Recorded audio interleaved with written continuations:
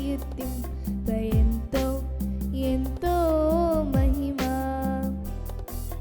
భజించి పూజించి ఆరాధింప నీకే నీకే మహిమా.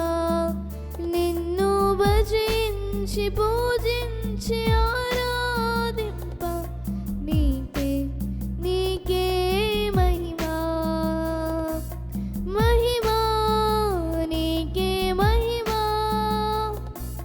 మహిమా నీకే మహిమా. ఆ మహిమా నీకే మహిమా. మహిమా నీకే మహిమా. హల్లెలూయా. నాన్నగారి పేరేంటో ఇప్పుడు పెద్దలు వెంకటరావు గారు వచ్చి ఒక ప్రత్యేకమైన పాట పాడి ప్రభునాను మహింపారు. రండి.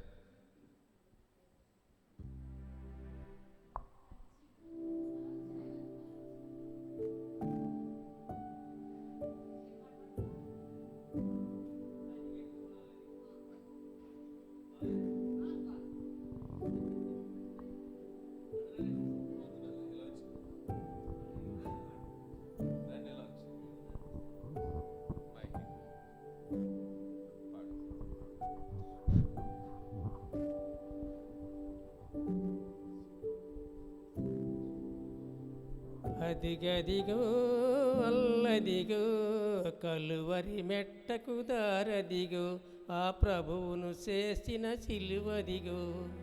అదిగదిగో అల్లదిగో కలువరి మెట్టకు దారదిగో ఆ ప్రభువును చేసిన సిలువదిగో.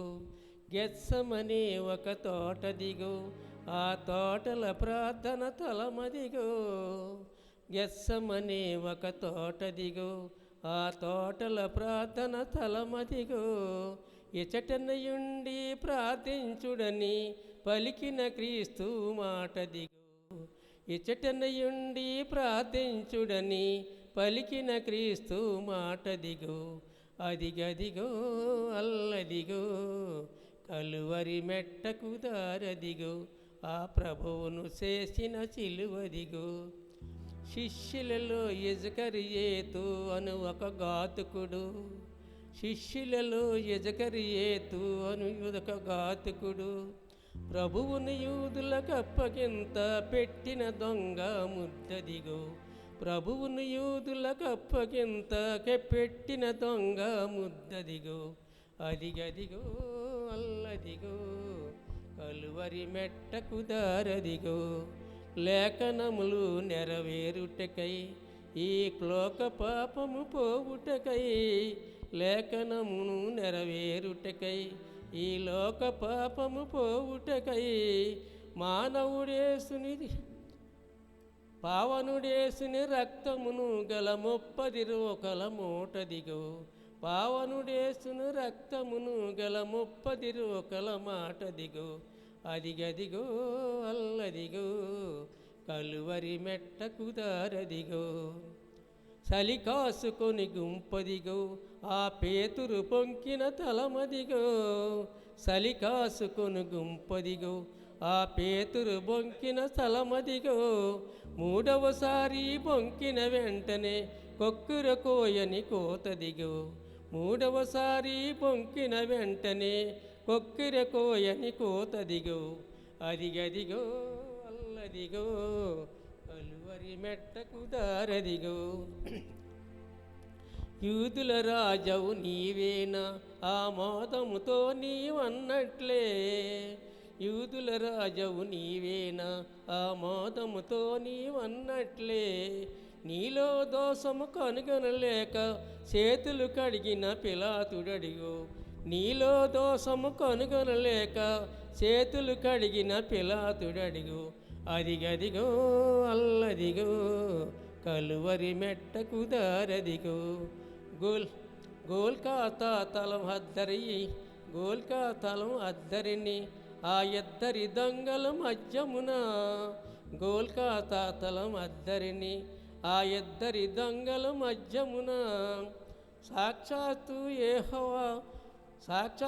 యెహోవా తనయుని సిలువను వేసిరి చూడదిగో సాక్షాత్తు యెహోవా తనయుని సిలువను వేసిరి చూడదిగో అదిగదిగో అల్లదిగో కలువరి మెట్టకు దారదిగో గొల్లున ఏడ్చిన తల్లదిగో ఆ తల్లికి ఇచ్చిన మాటదిగో గొల్లున ఏడ్చిన తల్లదిగో ఆ తల్లికి చెప్పిన మాటదిగో యూదుల రాజా దిగిరం మనసు ఏళన చేసిన మోకదిగో యూదుల రాజా దిగిరం మనసు ఏళన చేసిన మోకదిగో అదిగదిగో అల్లదిగో కలువరి మెట్టకు దారదిగో ఆ ప్రభువును చేసిన సిలువదిగో దాహము కనుగొను సున్నాననుసు ప్రాణము విడిచిన పావనుడు దాహము కనుగొను సున్నాననుసు ప్రాణము విడిచిన పావనుడు పరిశుద్ధుడు మన రక్షకుడేసు మనమది ఏమో గమనించు పరిశుద్ధుడు మన రక్షకుడేసు మనమది ఏ గమనించు అదిగదిగో అల్లదిగో కలువరి మెట్టకు దారదిగో ఆ ప్రభువును చేసిన సిలువదిగో దేవుని స్తోత్రం. ఇంకో పాట అండి. హల్లెలూయా. చక్కని పాట పాడి ప్రభునామమును మహిమపరిచిన నాన్నగారికి ప్రభునామములో వందనాలు తెలియజేస్తున్నాను. వారికి ఉన్న ఆసక్తిని బట్టి ప్రభువుకే మహిమ కలుగునుగాక. ఈ సమయంలో ఉన్న స్థలాల్లో మనమందరం కొద్ది సమయం మోకరించగలిగిన వారు మోకరించండి, లేచి నిలవబడగలిగితే కొద్ది సమయం దైవ సన్నిధానమందు మనమందరం కలిసి ప్రభుని ఆరాధించుటకు గాను మనల్ని మనం సిద్ధపరుచుకున్నాం. మనమున్న స్థలాల్లో మనమందరం లేచి నిలబడి మోకరించగలిగిన వారు మోకరించి ఈ రాత్రికాల సమయంలో ప్రభు మనందరి ఎడల ఆయన చూపుతున్నటువంటి తన అపారమైన ప్రేమ, కృప, కనికరములు కొరకై ఉన్న స్థలాల్లో మన రెండు హస్తాలు దేవుని సింహాసనం వైపుకు చాపి మనసారా యేసయ్యకు కృతజ్ఞతాస్తుతులు చెల్లిస్తూ ఆ ప్రభు యొక్క నామాన్ని మహిమపరుచుకుందాం. హల్లెలూయా, హల్లెలూయా, హల్లెలూయా, హల్లెలూయా. స్తోత్రం, స్తోత్రం, స్తోత్రం, స్తోత్రం, స్తోత్రం, స్తోత్రం, స్తోత్రం, స్తోత్రములు నాయన. సర్వోన్నతుడా, సర్వకృపానిధి, సకల మేలులకును సకల ఆశీర్వాదములకు కారణభూతుడవై ఉన్న దేవా నీకే స్తోత్రం, స్తోత్రం, స్తోత్రం, స్తోత్రం, స్తోత్రం. స్తుతి నాయనా, స్తుతి నాయనా, స్తుతి నాయనా, స్తుతి నాయనా. హల్లెలూయా, హల్లెలూయా, హల్లెలూయా, హల్లెలూయా. నన్ను చూచువాడా, నిత్యం కాచువాడా, పరిశోధించి తెలుసుకున్నావు, చుట్టూ నన్ను ఆవరించావు. కూర్చుండుట, లేచియుండుట, కూర్చుండుట, లేచియుండుట బాగుగా ఎరిగి ఉన్నావు రాజా, బాగుగా ఎరిగి ఉన్నావు. అందరం కలిసి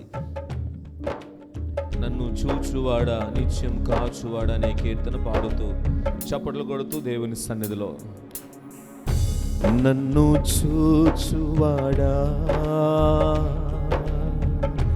నిత్యం కాచువాడా, నన్ను చూచువాడా, నిత్యం కాచువాడా, పరిశోధించి తెలుసుకున్నావు, చుట్టూ నన్ను ఆవరించావు యేసయ్యా. పరిశోధించి తెలుసుకున్నావు, ఆమేన్, ఆమేన్. చుట్టూ నన్ను ఆవరించావు. కూర్చుండుట, కూర్చుండుట, లేచియుండుట, నీ కూర్చుండుట, ఆమేన్. బాగుగా ఎరిగి ఉన్నావు రాజా, బాగుగా ఎరిగి ఉన్నావు దేవా. స్వరాలు తెరిచి ప్రతి ఒక్కరు రాజా, బాగుగా ఎరిగి ఉన్నావు తలంపులు తపనయు అన్నీయు నీవెరిగి ఉన్నావు. రెండవసారి తలంపులు తపనయు అన్నీయు నీవెరిగి ఉన్నావు. నడచినను పండుకున్నాను అయ్యా నీవెరిగి ఉన్నావు. అందరం కలిసి నడచిన దేవా పండుకున్నాను అయ్యా నీవెరిగి ఉన్నావు. అందరం కలిసి చప్పట్లు కొడుతూ ధన్యవాదం ధన్యవాదం యేసు రాజా, ఆమేన్. ధన్యవాదం యేసు రాజా, ధన్యవాదం ధన్యవాదం యేసు రాజా, ధన్యవాదం యేసు రాజా. నన్ను చూచువాడా నిత్యం కాచువాడా, ఆమేన్. నన్ను చూచువాడా నిత్యం కాచువాడా, వెనుకను ముందును కప్పి చుట్టూ నన్ను ఆవరించావు. వెనుకను ముందును కప్పి చుట్టూ నన్ను ఆవరించావు. చేతులచే అనుదినము పట్టి నీవే నడిపించావు. రెండవసారి అందరం కలిసి నీ చేతులతో నీ చేతులచే అనుదినము అయ్యా పట్టి నీవే నడిపించావు. అందరూ చెప్పు ధన్యవాదం ధన్యవాదం యేసు రాజా. అందరం కలిసి ధన్యవాదం యేసు. మరి ఒకసారి ధన్యవాదం ధన్యవాదం యేసు రాజా, ఆమేన్. ధన్యవాదం యేసు రాజా. నన్ను చూచువాడా నిత్యం కాచువాడా, నన్ను చూచువా. స్తోత్రమయ్యా స్తోత్రమయ్యా నిత్యం కాచువాడా. పిండమున యుండగా నీ కన్నులకు మారుగైని నుండలేదయ్యా. రెండవసారి పాడదు. పిండమునయుండగా నీ కన్నులకు యేసయ్యా మారుగైని నుండలేదయ్యా. విచిత్రముగా నిర్మించితివి ఆశ్చర్యమే కలుగుచున్నది యేసయ్యా.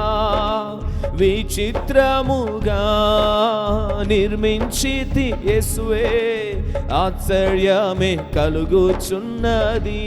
ధన్యవాదం ధన్యవాదం యేసు రాజా. ధన్యవాదం యేసయ్య వైపుకు చూస్తూ యేసు రాజా. ధన్యవాదమయ్యా ధన్యవాదం యేసు రాజా. ధన్యవాదం యేసు రాజా. నన్ను చూచువాడా నిత్యం కాచువాడా, ఆమేన్. నన్ను చూచువాడా నిత్యం కాచువాడా. పరిశోధించి తెలుసుకున్నావు చుట్టూ నన్ను ఆవరించావు యేసయ్యా.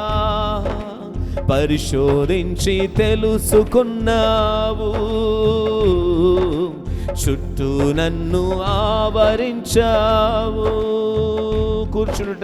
కూర్చుండుట లేచియుండు. రెండవసారి నీ కూర్చుండుట నే లేచియుండుట బాగుగా. అవునయ్యా యేసయ్యా, ప్రతి క్షణం నువ్వు మమ్మలను చూస్తున్న దేవుడు అయ్యా. ధన్యవాదం. ఆ యేసునాథునికి అందరం కలిసి ధన్యవాదం. యేసు రాజా ధన్యవాదం. యేసు రాజా ధన్యవాదం.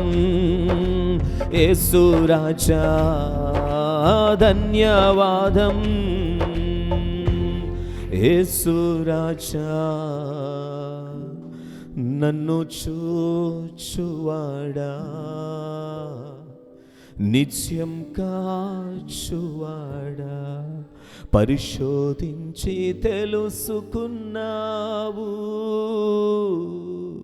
చుట్టూ నన్ను ఆవరించావు.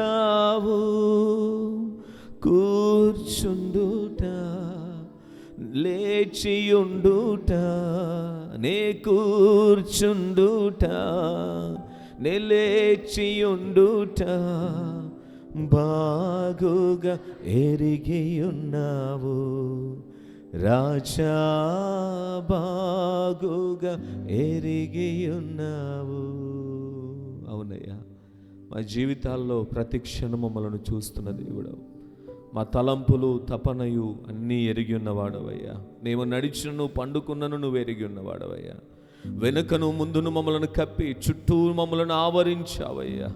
నీ చేతులతో అనుదినము మమ్మలను పట్టి నడిపిస్తున్నావు తండ్రి. పిండమునై నా తల్లి గర్భములో నేనుండగా నీ కన్నులతో నన్ను చూసావయ్యా. నీ కన్నులకు నేను మరుగై ఉండలేదయ్యా. నీ చేతులతో నన్ను నిర్మించావు తండ్రి. నీకు స్తోత్రాలు. అనుదినము పోషించుచున్నావు.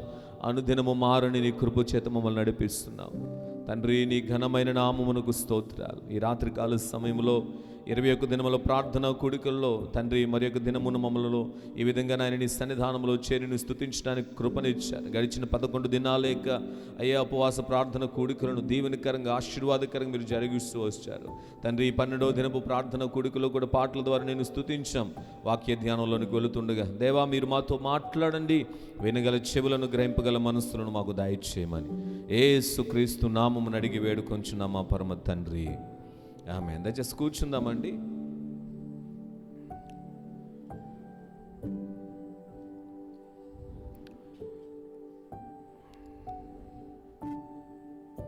సమస్త మహిమ ఘనత ప్రభావములు మన రక్షకుడును మన విమోచకుడైన యేసుక్రీస్తు వారి యొక్క సర్వశక్తి కలిగిన ప్రభావము కలిగినటువంటి గొప్ప నామమును స్తుతిస్తూ ఈ 21 దినముల ప్రార్థనా కూడికలలో ఈ 12వ దినవ ప్రార్థనా కూడికకు చేరివచ్చిన దేవుని బిడ్డలను మీ అందరికీ ప్రభు అయిన యేసుక్రీస్తు వారి యొక్క శుభనామములో నా హృదయపూర్వక వందనాలు తెలియజేస్తూ ఉన్నాను. సియోనులో నుండి దేవాతి దేవుడు మనలందరినీ దీవించి ఆశీర్వదించునుగాక.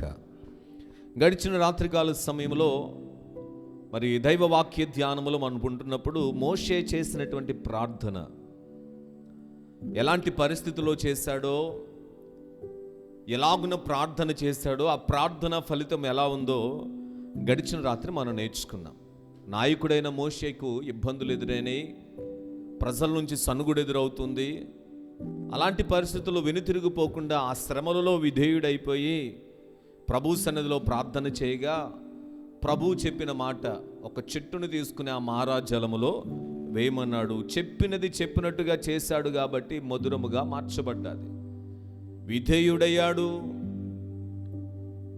ప్రభువు చెప్పిన మాటను ఏ మాత్రము కూడా ధిక్కరించకుండా ఆ మాటకును విధేయుడై ప్రార్థనలో గొప్ప ఫలితాన్ని పొందుకున్నాడు. కొన్ని లక్షల మందికి వాటర్ సప్లై చేయగలిగే కృప పొందుకున్నాడండి. ఆమేన్, హల్లెలూయా. ప్రార్థన రాత్రి నేర్చుకుంది ఏంటంటే, ప్రార్థన మారాలాంటి జీవితాలను మధురముగా మారుస్తుంది. సో ఈ రాత్రి ప్రియులారా మరి యొక్క భక్తుడు చేసినటువంటి ప్రార్థనను ఈ రాత్రి మనం నేర్చుకోవడానికి ప్రయత్నం చేద్దాం. దయచేసి మీ పరిశుద్ధ గ్రంథాలు తెరిచి యెహోషువ గ్రంథము 7వ అధ్యాయం, యెహోషువ గ్రంథము 7వ అధ్యాయము అందరం కలిసి ఈ వచనాలు చదువుదాం ప్రియులారా. యెహోషువ గ్రంథము 7వ అధ్యాయము 8 నుంచి 11 వచనాలు అందరం కలిసి మనము చదువుకుందాం.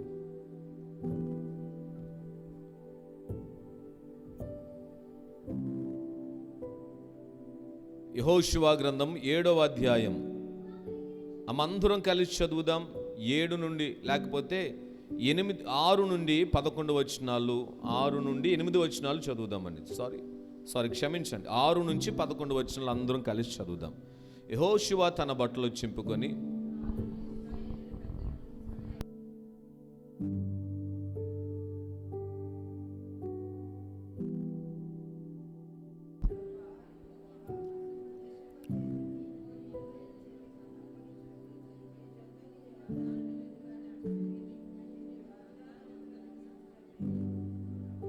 కనికరింపు.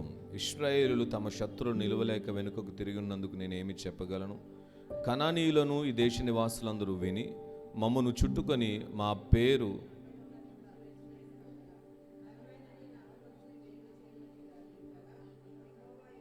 తో ఇట్లా నేను లెమ్ము, నీ వేళ ఇక్కడ ముఖము నేల మోపుకుందువు. ఇశ్రాయేలులు పాపము చేస్తున్నారు, నీవు వారు మీరి ఉన్నారు. శపితమైన దాన్ని కొంత తీసుకుని దానిలో బొంకి తమ సామానులో దాచుకొని ఉన్నారు. చదవబడినటువంటి దైవవాక్యమును త్రియేక దేవుడు మనందరి వెనుకడలో దీవించి ఆశీర్వదించునుగాక. ప్రియులారా, ఈ రాత్రికాల సమయంలో మనం ధ్యానం చేసేటువంటి ప్రార్థన ఏంటంటే యెహోషువ చేసినటువంటి ప్రార్థన. మరొకసారి నేను చెప్తున్నాను, ఈ రాత్రి మనము నేర్చుకునేది పరిశుద్ధ గ్రంథంలో ఈ రాత్రి మనము ధ్యానం చేయబోయేటువంటి ప్రార్థన ఎవరు చేసిందంటే యెహోషువ చేసినటువంటి ప్రార్థన. యెహోషువ అనే ఈ మాటకు అర్థం ఏంటంటే యెహోవా రక్షిస్తాడు, యెహోవా రక్షణ అనే అర్థాలు వస్తాయి. 2 అర్థాలు. యెహోషువ అనే మాటకు యెహోవా రక్షిస్తాడు, యెహోవా రక్షణ అనేటువంటి అర్థాన్ని యెహోషువ అనేటువంటి మాటకు మనము అర్థం చేసుకోగలుగుతాం. ఇశ్రాయేలుల సర్వ సమాజానికి మోషే మరణించిన తర్వాత ఆ ఇశ్రాయేలులను కనాను దేశంలోనికి నడిపించడానికి నాయకుడిగా దేవుడి చేత ఎన్నుకొనబడిన వారు ఎవరంటే యెహోషువ కూడా కొన్ని లక్షల మందిని నడిపిస్తూ అద్భుతమైనటువంటి విజయ పదములో నడిపించబడుతూ ఉంటున్నాడు. మనం ఆలోచన చేస్తే 6వ అధ్యాయం అంతట్లో కూడా ఇశ్రాయేలుకి ఏం కలుగుతుందంటే విజయం అనేటువంటిది వారు పొందుకున్నారు. వారు ప్రయాణం చేస్తున్నప్పుడు ఎరుకో గోడలు అడ్డొచ్చినాయండి. ఈ ఎరుకో గోడలు వచ్చినప్పుడు దాటలేమో అనుకున్నారే తప్ప యెహోషువ ప్రార్థన చేయగా దేవుడు ఒక అద్భుతమైన ప్రణాళిక చెప్పాడు. 6 దినాలు దినమునకు ఒకసారి మీరు తిరగాలి. 7వ దినాన్ని 7 మార్లు తిరిగిన తర్వాత యాజకులు బోర్లు ఊదుతారు, ప్రజలందరూ కేకలు వేస్తే నేను ఆ ఎరుకో గోడలను కూల్చివేస్తాను అన్నాడు. అలాగున 6వ అధ్యాయంలో ప్రజలందరూ కూడా యెహోషువ చెప్పినట్లుగా ఏం చేశారయ్యా అంటే వారు 7 మార్లు తిరిగారు, యాజకులు బోరలు ఊదగా ప్రజలందరూ కేకలు వేస్తే బలమైనటువంటి ఎరుకో కోటగోడలన్నీ కూడా కూలిపోయినాయి. ప్రియులారా, ఏం కలిగిందంటే అక్కడ వారికి విజయం కలిగింది. అద్భుతంగా దేవుడు విజయాన్ని ఇచ్చాడు. వారు కేకలు వేస్తున్నప్పుడు, యాజకులు బోర్లు ఊదుతున్నప్పుడు దేవుని యొక్క శక్తి ఆ గోడ మీదకి దిగిరాగా ఆ గోడ అంతా కూలిపోతే ఇప్పుడు ఇశ్రాయేలులందరూ కూడా ఎరుకో పట్టణంలోనికి వెళ్ళి వాటన్నిటిని కూడా దేవుడు ఏం చేయమన్నాడు? నాశనం చేసేయమన్నాడు. 19వ వచనంలో రాయబడుతుంది, 6వ అధ్యాయం 19వ వచనంలో, వెండియు బంగారపు ఇతర పాత్రలను ఇనుప పాత్రలను యెహోవాకు ప్రతిష్టములగును, వాటిని యెహోవా ధనాగారములో ఉంచవాలి. వాటిని మాత్రమే మీరు తీసుకురావాలి, మిగిలిన వాటన్నిటిని కూడా నాశనం చేయాలి. అక్కడ ఉన్నటువంటి పరిస్థితుల్లో ఎరుకో ఆ గోడ మీద ఒక వేశ్య యొక్క ఇల్లు ఉంటుందండి, రాహాబు వేశ్య. ఆమె ఒక్కరిది మాత్రమే తప్పించబడ్డా తప్ప మిగిలిన వారందరి పరిస్థితులు కూడా చాలా దారుణం. సో ఆ సమయంలో ప్రియులారా అద్భుతమైన విజయాన్ని పొందుకున్నారండి. అద్భుతమైన విజయాన్ని పొందుకుని ఎరుకోని దాటుకుని ముందుకు వెళుతున్నటువంటి సందర్భంలో ఆ తదుపరి వారు వెళ్ళబోయేటువంటి పట్టణం ఏంటంటే హాయి అనబడేటువంటి ఒక చిన్న పట్టణం. హాయి అనబడినటువంటి చిన్న పట్టణం. వీరేం చేశారయ్యా అంటే ఆ హాయి పట్టణంలో ఉన్నటువంటి ప్రజలు ఎంతమందో, అక్కడ ఉన్నటువంటి వారి యొక్క పరిస్థితులు ఏంటో వేగు చూడడానికి కొంతమందిని పంపించాడు యెహోషువ. యెహోషువ హాయిపురమును చూడడానికి వేగువారిని పంపించిన తర్వాత 2వ వచనంలో కనబడుతుంది, 7వ అధ్యాయం 2వ వచనంలో, మీరు వెళ్ళి దేశమును వేగు చూడని చెప్పి బేతేలుకు తూర్పు దిక్కున బెతేవానుకు దగ్గరున్న హాయి అనేటువంటి పురంలోనికి వేగుల వారిని పంపాడండి. ఈ వేగుల వారు వెళ్ళిన తర్వాత 3వ వచనంలో రాయబడినమాట, హాయిపురమును వారందరూ కూడా వేగు చూచి వారందరూ కూడా పరిశీలించి యెహోషువ దగ్గరకు తిరిగి వచ్చి వారందరిని ఏమంటున్నారని అంటే, అయ్యా హాయి పట్టణం చాలా చిన్నది, ఇప్పుడు మనం అందరూ వెళ్ళి దాని మీద యుద్ధం చేయవలసిన అవసరం లేదు, 3000 మంది హాయిని పట్టణానికి వెళ్ళి దాన్ని పట్టుకోవచ్చు, జనులందరూ కూడా ప్రయాసపడి అక్కడికి వెళ్ళనేలా అని చెప్పారండి వేగు చూచిన వారు. ఎందుకంటే ఎంత జనాన్ని వెళ్ళి అక్కడ ప్రయాసపడ్డం, చాలా చిన్న పట్టణం, సైన్యం కూడా చాలా తక్కువ ఉంది, మనమందరం కొన్ని లక్షల మంది వెళ్ళవలసిన వద్దు, ఎందుకంటే మన పక్షంగా ఉన్న దేవుడు గొప్ప దేవుడు, 3000 మంది వెళితే అద్భుతంగా మన విజయాన్ని పొందుకుందాం అనుకున్నారు. ఎందుకంటే అప్పుడే దేని విజయాన్ని పొందుకున్నారు? ఎరుకో పెద్ద పట్టణాన్ని వారు జయించారు. జయించిన తర్వాత వీరి యొక్క బలం ఏంటంటే, వీరి యొక్క నమ్మకం ఏంటంటే, ఆ చిన్న పట్టణాన్ని కూడా మనం జయించేస్తాం అనుకుని 3000 మందితో యుద్ధానికి వెళ్ళారండి. హాయి పట్టణానికి, హాయిపురానికి 3000 మందితో యుద్ధానికి వెళ్ళినప్పుడు వెంటనే 4వ వచనంలో రాయబడిన మాట ఏంటంటే, వారు 3000 మందితో అక్కడికి వెళ్ళారు కానీ వారు హాయి ఎదుట ఏం చేయలేకపోయారు, నిలవలేకపోయారు. అప్పుడు హాయి వారిలో ఎంతమందిని చంపారండి? ఎవరిని? ఇశ్రాయేలులో నుంచి వెళ్ళినటువంటి యుద్ధ వీరులను, పరాక్రమశాలులను ఎంతమందిని చంపారు? 36 మందిని చంపేశారు. మిగిలిన వారందరూ కూడా భయముతో వెనకకు వచ్చేశారు. దేవుని వాక్యం చెప్తుందండి, వారు తమ గవని యుద్ధ నుండి షెబీరిము వరకు వారిని తరిమి మోరాదులో వారిని హతము చేసిరి. కాబట్టి వారి గుండెలు కరిగి నీరైపోయినాయి. ప్రియులారా, గుండెల అంటే సింహము లాంటి ధైర్యం కలిగిన గుండెలకు ఏం కలిగిందంటే భయం కలుగుతోంది. అంటే ఇశ్రాయేలులు అప్పుడు వరకు కూడా విజయాన్ని చూశారు, కానీ సడన్గా పెద్ద పెద్ద దేశాలని జయించినటువంటి వీరు ఒక చిన్న పురం, చిన్న ప్రాంతాన్ని వీరు జయించలేక వారు గుండెల నిండా భయం కలిగి దడపట్టుకుని వెంటనే వెనక్కి వచ్చేసారండి. ఓడిపోయారు వారు. ఓడిపోయినటువంటి ఆ సందర్భంలో యెహోషువకి ఆ వర్తమానం తెలిసింది, అయ్యా మనవారు 3000 మంది వెళ్ళారు కానీ 36 మంది చనిపోయారు. ఎరుకోని మనము సాధించాం, ఎన్నో దేశాలు మనం సాధించుకుంటూ వస్తున్నాం, జయించుకుంటూ వస్తున్నాం, కానీ చిన్న పట్టణమైనటువంటి ఆ హాయి పట్టణాన్ని మనం జయించలేకపోయామనేటువంటి వార్త ఒక జయపదములో నడిపించబడుతున్నటువంటి యెహోషువకు వినబడినప్పుడు, ప్రియులారా, ఓటమి ఎదురైనటువంటి తరుణంలో ఇక్కడ యెహోషువ ప్రార్థన చేస్తున్నాడు. మీరు గుర్తుపెట్టుకోండి, యెహోషువ యొక్క ప్రార్థన ఏంటంటే అపజయానికి కారణం ఏంటండి? ఓటమికి కారణం ఏంటి? మీరు ఎప్పుడూ కూడా ఇది ఆలోచన చేయాలి.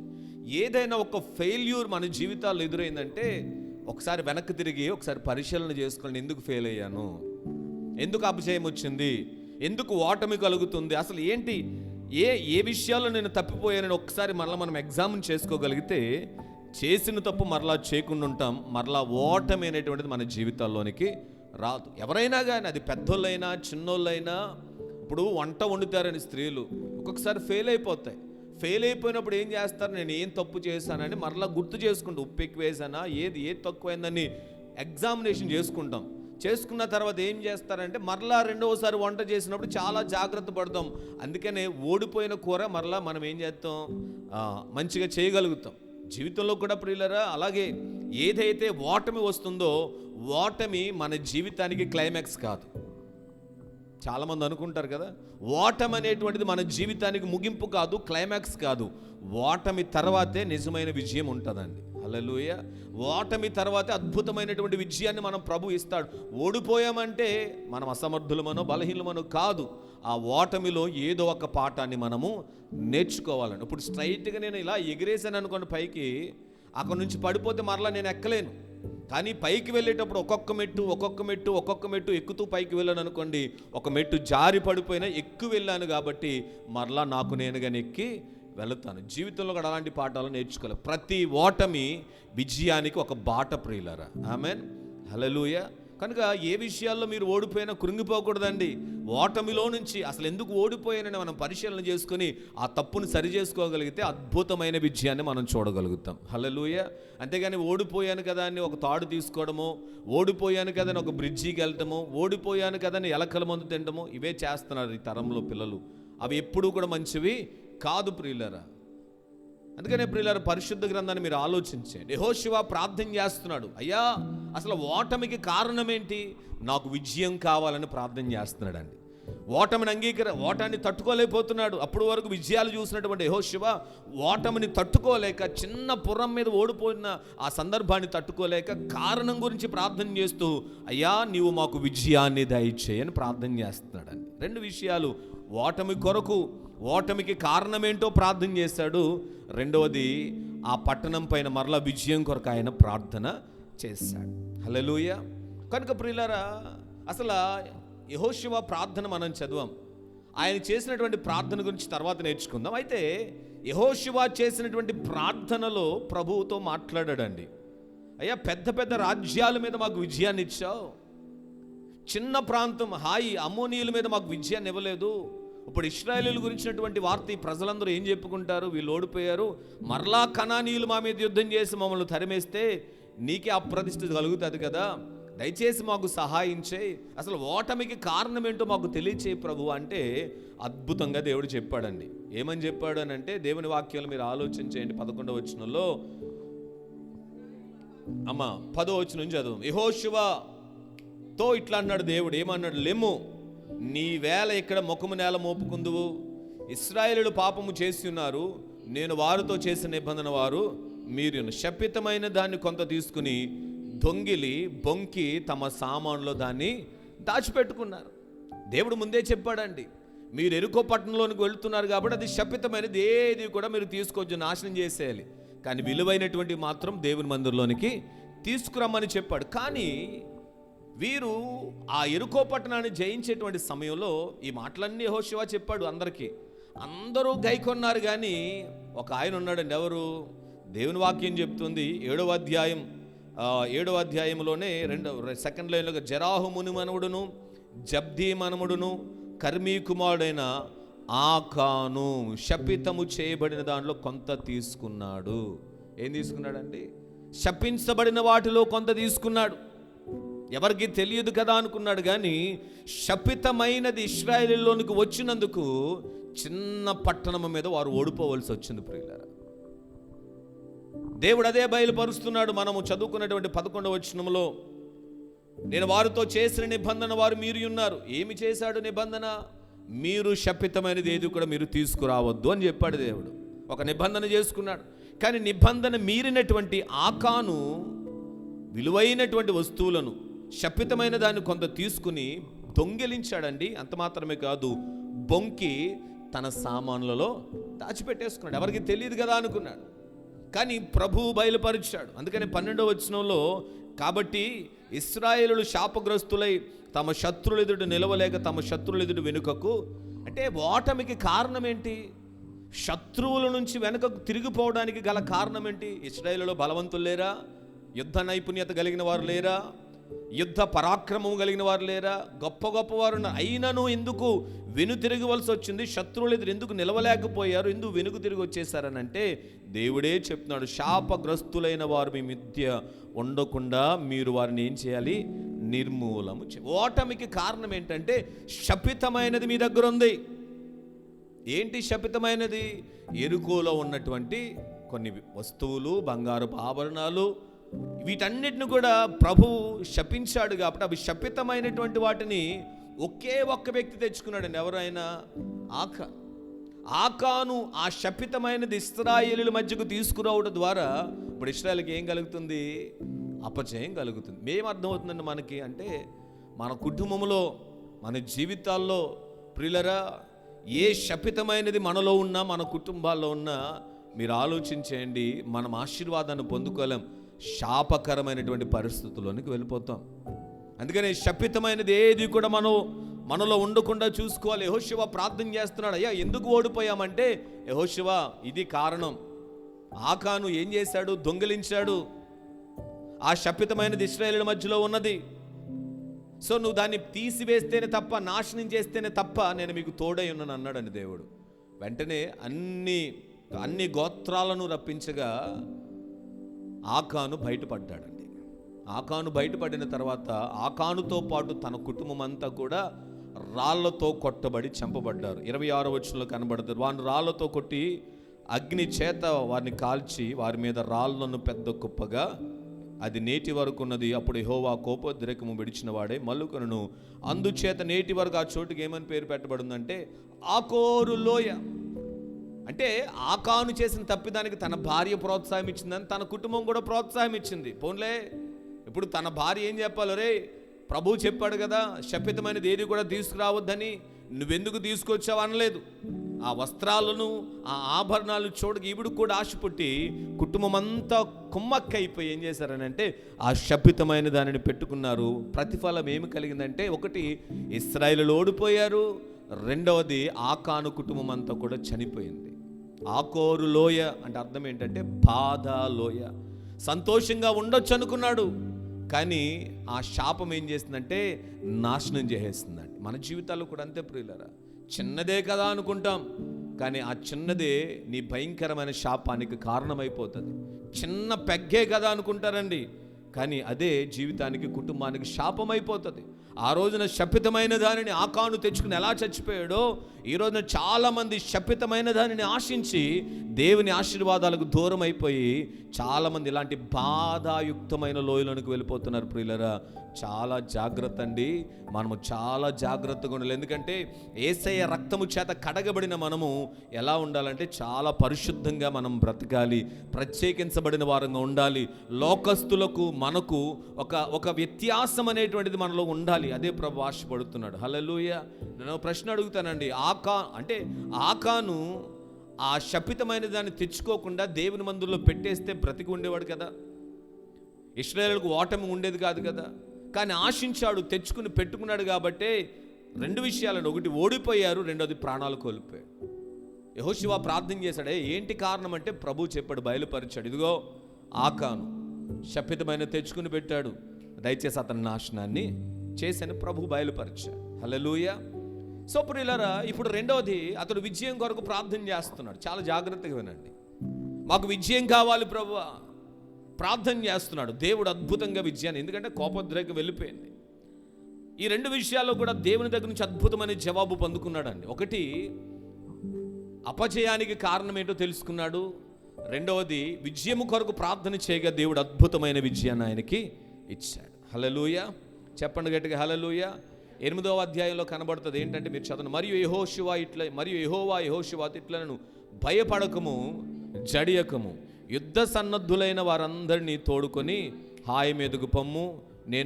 చూడుము, నేను హాయి రాజును, అతని జనులను, అతని పట్టణమును, అతని దేశం నేనేం చేస్తున్నాను, నీ చేతికి అప్పగిస్తాను.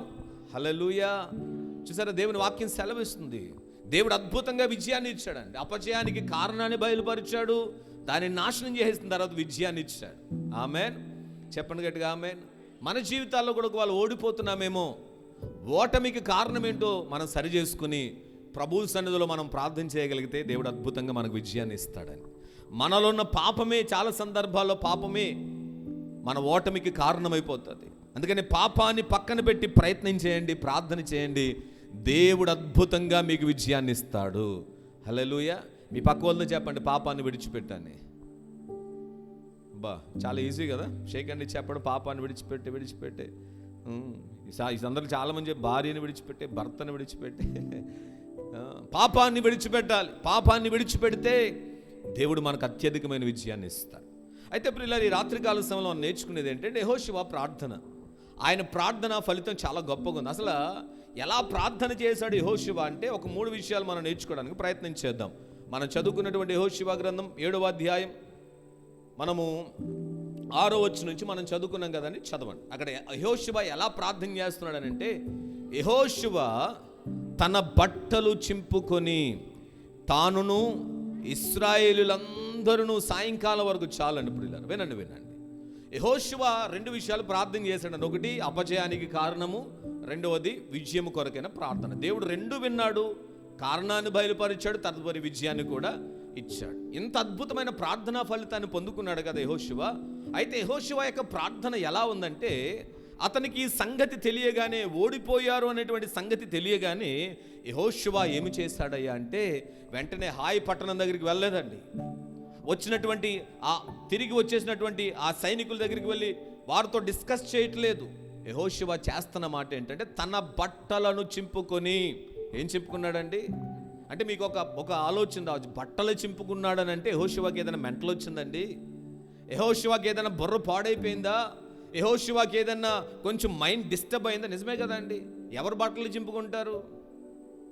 సాధారణంగా ఎవరు బట్టలు ఏదైనా సడన్గా ఏదైనా వినకూడని వార్త విన్నామనుకోండి, కొంచెం అన్కాన్షియస్లోకి వెళ్ళిపోయి మైండ్ చెదిరిపోయి చాలామంది ఏం చేస్తారంటే తమ యొక్క బట్టలు వారే చింపుకుంటారు. అది లోకంలో కనబడుతుంది. కానీ యెహోషువ లోక సంబంధమైన వ్యక్తి కాదండి.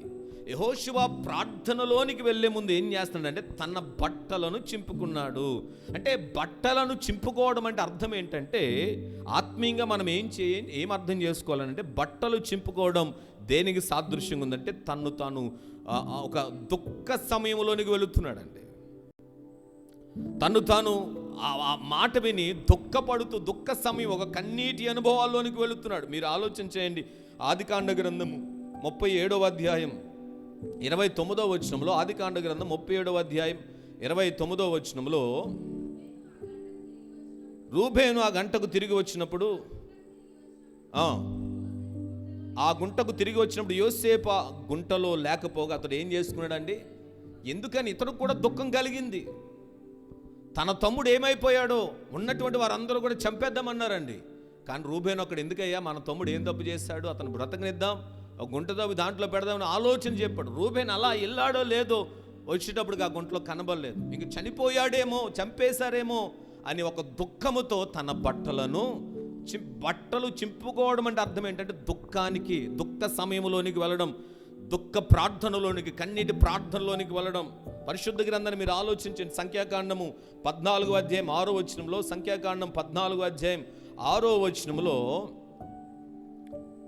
అప్పుడు దేశమును సంచరించి చూచిన వారందరిలో నుండిన నూను కుమారుడిని యెహోషువయు యెఫున్నె కుమారుడు కాలేబును ఏం చేసుకున్నారండి? బట్టలు చింపుకొని. వీరు కూడా బట్టలు చింపుకున్నారు. ఎవరండి? యెహోషువ, కాలేబు. ఎందుకని బట్టలు చింపుకున్నారంటే, వేగు చూడడానికి వెళ్ళి వచ్చారు. మంచి సమాచారం చెప్పిన వారు మాట విన్నారు, కానీ ప్రజలు భయపడిపోతూ ఉన్నారు. వాటిని జయించలేం, వారు మనకన్నా శక్తివంతులని వారు ఎంతగానో భయపడిపోతున్నప్పుడు ఇశ్రాయేలీలలో ఉన్నటువంటి అవిశ్వాసమును చూచి వీరు దుఃఖపడుతూ బట్టలు చింపుకున్నారండి. బట్టలు చింపుకున్నారు. బట్టలు చింపుకుని ఏమంటున్నారు? 7వ వచనంలో, ఇశ్రాయేలు సర్వ సమాజంతో మేము సంచరించి చూచిన దేశం మిక్కిలి మంచి దేశము. హల్లెలూయా. మిక్కిలి మంచి దేశము, మిక్కిలి మంచి దేశం. యెహోవా మనయందు ఆనందించినడలా ఆ దేశములో మనలను చేర్చి దానిని మనకి ఇస్తాడు. అంటే బట్టలు చింపుకోవడం గురించి చెప్తున్నానండి. బట్టలు చింపుకోవడం అంటే అర్థం ఏంటంటే దుఃఖములోనికి వెళ్ళడం, ఒక కన్నీటి అనుభవంలోనికి వెళ్ళడం. యెహోషువకు కూడా ఓడిపోయామనేటువంటి వార్త విన్న తర్వాత దేవుని దగ్గర కన్నీటితో దుఃఖపడుతూ తన బట్టలు చింపుకొని, మీరు అపోస్తుల కార్యములు చదవండి. అపోస్తుల కార్యముల గ్రంథం 14వ అధ్యాయం 14వ వచనంలో, అపోస్తుల కార్యముల గ్రంథం 14వ అధ్యాయం 14వ వచనంలో ఈ మాట కనబడుతుంది. అపోస్తులైన బర్నబాయు పౌలును ఈ సంగతి విని తమ వస్త్రములను చింపుకొని. ఎవరండి ఇక్కడ? కొత్త నిబంధనలో దైవజనులు పౌలు, బర్నబాలు తమ వస్త్రాలను చింపుకుంటున్నారు. ఎందుకని వస్త్రాలను చింపుకుంటున్నారని అంటే, లుస్త్రాలో బలహీనపడినటువంటి పాదములను కలిగిన వ్యక్తిని స్వస్థపరిచిన తర్వాత ఆ యొక్క జన సమూహములలో పౌలు చేసిన దాన్ని చూసినటువంటి వారు ఏం చేస్తారంటే, దేవత అంటే అక్కడ రాయబడినటువంటి దేవతలు మనుష్య రూపములు దాల్చి మన యొద్దకు తిరిగి వచ్చి ఉన్నారని కేకలు వేసి 12వ వచనంలో ఉంటుంది. బర్నబాకు ఏం పేరు పెట్టారండి? ద్యుపతి అని పేరు పెట్టారు. పౌలికి ముఖ్య ప్రసంగికుడు అయినందున అతనికి ఏమని పేరు పెట్టారు? హెర్మే అని పేరు పెట్టి 13వ వచనంలో పట్టణమునకు ఎదురుగా ఉన్న ఒక ద్యుపతి అని పూజారి ఏం తీసుకొచ్చాడు? ఎడ్లను, పూలదండ్లను ద్వారముల యొద్దకు తీసుకుని వచ్చి సమాజముతో కలిసి ఏం చేయాలనుకున్నాడు? బలి అర్పించాలనుకుంటున్నారు. అంటే విషయాన్ని మీరు అర్థం చేసుకోండి. వీరి ద్వారా అద్భుతం జరిగితే వీరిని దేవతలు దేవులుగా భావించి ఏం చేయాలనుకున్నారంటే వీరిని దేవుడి స్థానంలో కూర్చోబెట్టి వీరికి ఒక బలి ఇచ్చి పూలదండలు వేసి సన్మానించాలనుకుంటున్నారు. ఇప్పుడు పౌలుకి బర్నబాకి ఏం కలిగింది? అమ్మా, ఇప్పుడు ఒక విషయం, పూలదండ వేస్తున్నారంటే సంతోషమా? మిమ్మల్ని కూర్చోబెట్టి మీకు ఒక దండ వేస్తామన్నారు, సాల్వా కప్పుతా అన్నారు, బట్టలు చింపేసుకుంటాం మనం. అయితే నాకింత భాగ్యాన్ని ఇస్తామని ఇంకో 10,000 కానుకిస్తాం. హల్లెలూయా కదండి, ఇదొక టెక్నిక్ అంతే. ఇంకొక 10,000 మనం కానుక. సన్మానించడం, గౌరవించడం మంచిదే, కానీ దైవజనులు మనకు నేర్పే పాఠం ఏంటంటే వారిని కూడా సన్మానించడానికి, దండలు వేయడానికి సిద్ధపడ్డారు. కానీ వారి చేస్తున్న సేవను గుర్తించి కాదు. వీరిని ఏం చేస్తున్నారంటే వచ్చే వాళ్ళందరూ కూడా విగ్రహారాధికులు కనుక వీరిని కూడా దేవుని యొక్క స్థానంలో పెట్టేస్తున్నటువంటి ఆ తరుణంలో వారు ఏం చేస్తున్నారంటే బట్టలు చింపుకొని దుఃఖపడుతూ బట్టలు చింపుకొని ఏమంటున్నారండి? అయ్యలారా, మీరెందుకు మాకు ఇలాగ చేయుచున్నారు? మేము కూడా మీ స్వభావం అంటే దుఃఖం కలిగింది ప్రియులారా. మేము దేవులం కాదు, మీకు లాంటి మనుషులమే. అంటే పరిశుద్ధ గ్రంథంలో ఆ బట్టలు చింపుకొనేటువంటి ఆ మాటను మనం చూస్తున్నాం కదా. యెహోషువ ప్రార్థనలో మొట్టమొదటిది బట్టలు చింపుకోవడం అంటే దుఃఖములోనికి వెళ్ళడం, బాధలోనికి వెళ్ళడం, కన్నీటి ప్రార్థన అనుభవాల్లోనికి వెళ్ళడం. హల్లెలూయా. అంటే మన జీవితాల్లో కూడా ప్రియులరా, మన ప్రార్థనా జీవితాల్లో కూడా దైవ సన్నిధులు ఎలాగున దుఃఖ సమయం, ఆమేన్, హల్లెలూయా, దైవ సన్నిధులు అలాగున దుఃఖపడుతూ ప్రార్థించేటువంటి ప్రార్థన అనుభవాల్లోనికి మనం వెళ్ళాలండి. యెహోషువ ఓటమి ఎదురైనప్పుడు ఓటమికి కారణాలు హాయిపురంలో వెతకలేదు, ఓటమికి కారణాలు సైనికులను అడగట్లేదు, ఓటమికి కారణాలు రాజ్యంలో ఉన్న ఒక ప్రాంతాన్ని మీటింగ్లు అడగట్లేదు. దేవుని దగ్గర తాను దుఃఖపరుచుకొని ప్రార్థన చేయడం ప్రారంభించాడు. హల్లెలూయా. మనం కూడా అలాంటి అనుభవాల్లోనికి వెళ్ళాలి. మారాలాంటి పరిస్థితులు ఉండొచ్చు, ఓటమి మనకి చాలా సమీపంగా ఉండొచ్చు, కానీ మనం దుఃఖపడుతూ దైవ సన్నిధిలో ప్రార్థన చేస్తే మన దేవుడు ఎంత గొప్ప దేవుడు అని అంటే, ఓడిపోనివ్వడు ఓడిపోనివ్వడు ఓడిపోనివ్వడు ఓడిపోనివ్వడు. తర్వాత ఓటమి తప్పని రోజైనను ఓడిపోనివ్వడు, చేజారిపోయిన స్థితులైనను ఓడిపోనివ్వడు ఓడిపోనివ్వడు యేసయ్య ఓడిపోనివ్. అంటే మన దేవుని యొక్క గొప్ప కృప ఏంటంటే ఓటమి అంచుల్లోనికి వెళ్ళిపోయినా మనం ప్రార్థన చేస్తే ఆ ఓటమిలో నుంచి అద్భుతమైన విజయాన్ని ఇస్తాడు. అయినా మన ప్రార్థన ఎలా ఉండాలంటే, ఈ రాత్రి యెహోషువ ప్రార్థన ద్వారా మనం నేర్చుకునేది ఏంటంటే దుఃఖపడుతూ ప్రార్థన చేయాలి. దుఃఖముతో ఆత్మ సంబంధమైన శరీరానుసారమైన దుఃఖము మరణమే, కానీ ఆత్మ సంబంధమైన దుఃఖము, ఆత్మానుసారమైన దుఃఖము రక్షణార్థమైనటువంటి మారు మనసును మనకి కలుగజేస్తుందండి. హల్లెలూయా. కొంతమంది ప్రార్థన చేస్తారండి, కన్నీరు కారుతుంటుంటుంది కానీ ఒక్క నీటి బొట్టు కూడా రాదు. కానీ పైకి ఎలా ఉంటుందంటే బోరుని ఏడ్చేస్తారు. వాళ్ళ ప్రార్థన ఏంటంటే నిజంగా ఏడ్చేస్తుందేమో అనుకుంటాం, నిజంగా ఏడ్చేస్తున్నారేమో అనుకుంటాం, కానీ దగ్గరికి వెళ్ళి చూస్తే వాళ్ళ శరీరంలో నీళ్ళేవో, కంటిలో నీళ్ళేవో, నాకు అర్థం కాదు. కంటిలో నుంచి చొక్క కూడా రాదండి. నిజంగా మాట చెప్పనా అండి, కన్నీటి ప్రార్థన చేసినప్పుడు నోట్లోంచి మాటలు రావు. దుఃఖపడుతున్నప్పుడు మన నోట్లోంచి మూలుగులు వస్తాయి తప్ప మాటలు రావు. కనుక ప్రియులరా, దేవుడు సమస్తాన్ని చూస్తున్నాడు. మనం ఎదుర్కొన్న పరిస్థితులు కానీ, మనకున్నటువంటి ఓటమికరమైన పరిస్థితులు కానీ ప్రభువు చూస్తున్నాడు. కనుక యెహోషువ బట్టలు చింపుకొని ప్రార్థన చేస్తాడండి. మనం కూడా ఏం చేద్దాం? అమ్మా, ఒక 5,000 పట్టు చీర కట్టుకొని, లేకపోతే ఒక మంచి బ్రాండెడ్ షర్ట్ కొనుక్కొని చింపేసుకుందామా? కాదు. పాత నిబంధనలో ఉన్న కొన్ని సాదృశ్యాలు కొత్త నిబంధన ప్రకారంగా ఆత్మ సంబంధంగా మనం ఆలోచన చేస్తే మనం బట్టలు చింపుగా అవసరం లేదు, మనం దుఃఖముతో కన్నీటితో ప్రార్థన చేయాలి. రెండవదిగా యెహోషువ ప్రార్థనలో మనము నేర్చుకునేటువంటిది ఏదైనా ఉందా అంటే, ఒకటి అతడు బట్టలు చింపుకున్నాడండి. రెండవదిగా అతడు ఏం చేస్తున్నాడు, ఎలా ప్రార్థన చేస్తున్నాడు అంటే చదవండి. యెహోషువ గ్రంథం 7వ అధ్యాయం అయ్యో అమ్మ, యెహోషువ తన బట్టలను చింపుకొని, చదవండి 6వ వచనం, తానును ఇశ్రాయేలు పెద్దలు సాయంకాలం వరకు యెహోవా మందసం ఎదుట నేల మీద ముఖములను మోపుకొని, నేల మీద ముఖములను మోపుకొని. చాలా జాగ్రత్తగా వినండి ప్రియులరా, బట్టలు చింపుకోవడం మాత్రమే కాదు, ప్రార్థనకు ఆయన ఏం చేస్తున్నాడనంటే నేలను ముఖమునకు, అంటే ఈ ముఖాన్ని నేల మట్టుకు ఉంచుకుంటున్నాడు. దేవుని వాక్యం అదే చెప్తుంది. సాయంకాలం వరకు యెహోవా మందసం ఎదుట నేల మీద ముఖములను మోపుకొని అని వాక్యం ఉందండి. యెహోషువ ఒక్కడే కాదు ప్రియులరా, యెహోషువతో పాటు ఉన్నటువంటి పెద్దలందరూ కూడా వారు ప్రార్థన చేసేవాడు ఎలా చేస్తున్నారని అంటే, వీరి యొక్క తల ఎక్కడ తగులుతుంది? మన తల ఎక్కడ తగులుతుంది? పక్క కుర్చీకి తగులుతుంది మన తల. ఎందుకంటే ప్రార్థనలు నిద్రవుతుంటాం కదా ఒక్కొక్కసారి. పరలోకం నుంచి ప్రభు పిలుస్తాడేమో, సడన్గా మెలుగు వస్తుందండి. కానీ యెహోషువ ప్రార్థన చేసేటప్పుడు ప్రియులరా, ఈ ముఖము నేలకు తగులుతోంది. అంటే ఎలా ప్రార్థన చేస్తున్నాడు? ఎలా ప్రార్థన చేస్తున్నాడంటే, నేను మీకు అర్థమవడానికి ఇంకో మాట కూడా చూపిస్తాను. సంఖ్యాకాండము 20వ అధ్యాయం 6వ వచనాన్ని మనం చదువుతున్నప్పుడు, సంఖ్యాకాండము 20వ అధ్యాయం 6వ వచనంలో, అప్పుడు మోషే అహరోనులు సమాజము ప్రత్యక్షపు గుడారం యొక్క ద్వారములోనికి వెళ్ళి సాగిలపడగా. హల్లెలూయా.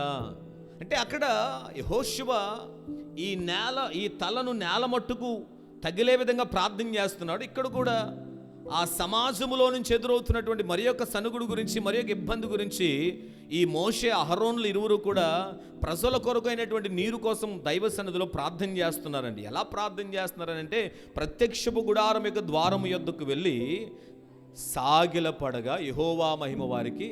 అంటే ఈ తల నేలకు తగలడం అంటే సాగిలపడడం. ఏంటండి? సాగిలపడడం. సాగిలపడడం అంటే ఏంటి అర్థం? వెచ్చలు ఒకసారి చూపిస్తావా? చెప్పాను కదా నేను. సాగిలపడడం అంటే అర్థం ఏంటంటే, నేల మీద కాలు చేతులు రెండు పైకెత్తి పడుకోవడమా? అమ్మా చెప్పండి ఎలాగా? మనము సాగిలపడడం అంటే మన అవయవాలన్నీ నేలను తాకడం అనమాట. హిందూ సాంప్రదాయాల్లో చాలామంది ఈరోజు కూడా అలాగూ సాష్టాంగ నమస్కారాలు చేసేవాళ్ళు ఉన్నారండి. సాష్టాంగపడి వారి యొక్క దేవాలయాల చుట్టూ ప్రదక్షిణలు చేసేవారు కూడా ఉన్నారు. అంటే ఈ కొత్త నిబంధన కాలంలో మనం సాగిలు పడకూడదా? అసలు మోకరించనే లేకపోతున్నాం, ఇంక సాగిలు ఎక్కడ పడతాం? అంటే నేను అందరిని అంటలేదు, మనం కాళ్ళలో బలము కలిగి, శరీరంలో ఆరోగ్యం కలిగి, దైవ సన్నిధిలో ప్రార్థన చేసేవారి గురించి. ఒకవేళ బలహీనత కలిగి అనారోగ్యంతో మోకరించట్లేకపోవడం ప్రభువు చూస్తాడండి. కానీ ఆరోగ్యం కలిగి కూడా, మోకరించగలిగినటువంటి శక్తి ఉండి కూడా, మోకాళ్ళలో బలము ఉండి కూడా దైవ సన్నిధిలో మోకాళ్ళ ప్రార్థన చేయలేకపోతున్నామే. కానీ మన ముందు ఉన్నటువంటి భక్తులు ఏం చేస్తున్నారంటే సాగిలపడ్డారు ప్రియులారా. హల్లెలూయా. సాగిలపడ్డారు. మోషే అహరోనులు సాగిలపడ్డారు. యెహోషువ తన ముఖము నేల తాకేటి విధంగా పెద్దలందరూ కూడా అలా ప్రార్థన చేస్తున్నారు. మీరు చదవండి రాజుల మొదటి గ్రంథం 18వ అధ్యాయం 42వ వచనములో. రాజుల మొదటి గ్రంథము 18వ అధ్యాయం 42వ వచనం. ఆహాబు భోజనము, చదవమ్మా. గాని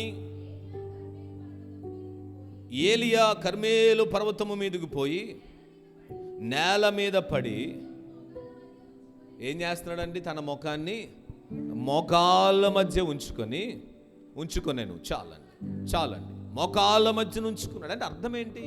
తన ముఖమును నేల మట్టుకు తగే విధంగా.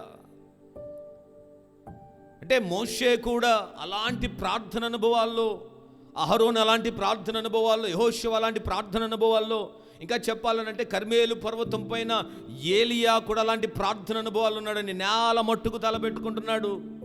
ఆమేన్. అసలు మనకు అదృష్టం దొరికిందని చక్కగా పడుకుంటాం కదండి. కూర్చోవడం కన్నా సాగిలు పడితే ఇంకా ఎవరికి కనపడం కదండి. అవునమ్మా. కుర్చీలో కూర్చుంటే కనపడతాం, మోకరిస్తే వాళ్ళు సాగిలు పడ్డం అనుకోండి, మనల్ని ఎవరు చూడరు, ఇంకా చక్కగా పడుకోవచ్చు. కానీ భక్తులు అలా లేరు ప్రియులారా. దైవ సన్నిధానంలో వారు సాగిలపడి, వారి యొక్క ఈ అవయవాలు అంటే సాగిలపడి, సాష్టాంగపడి దైవ సన్నిధిలో దైవ భక్తితో వారు ఆత్మలో తీవ్రత కలిగి ప్రార్థన చేసినటువంటి అనుభవాలు మనకు కనబడతాయి.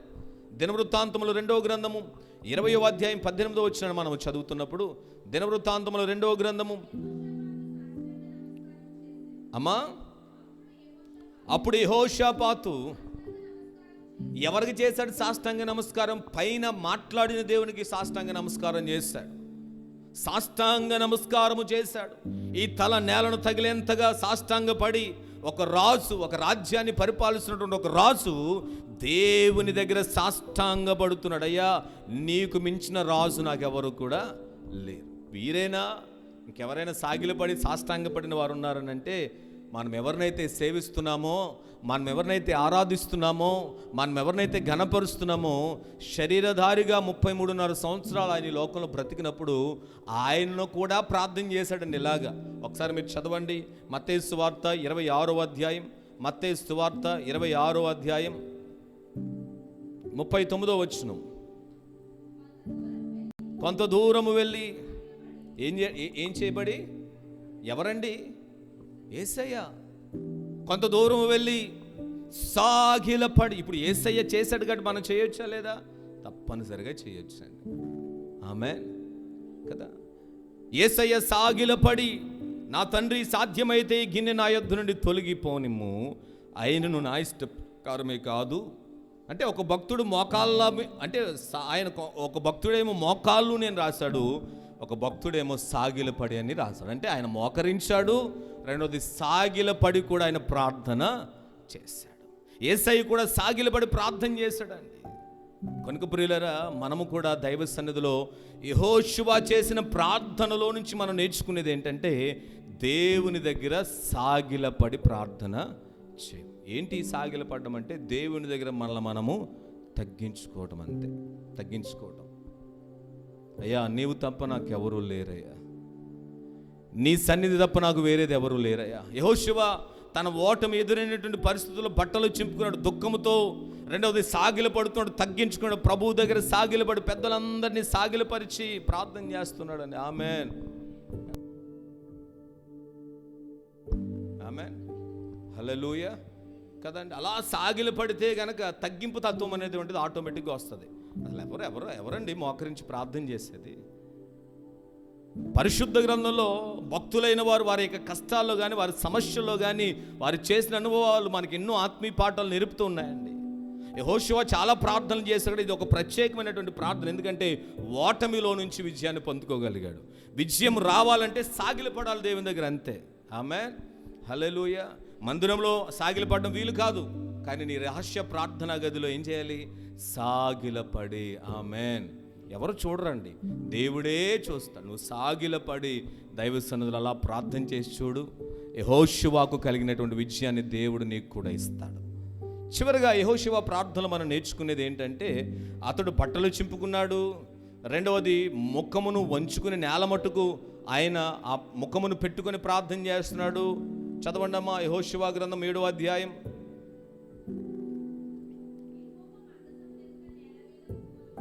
మోపుకొని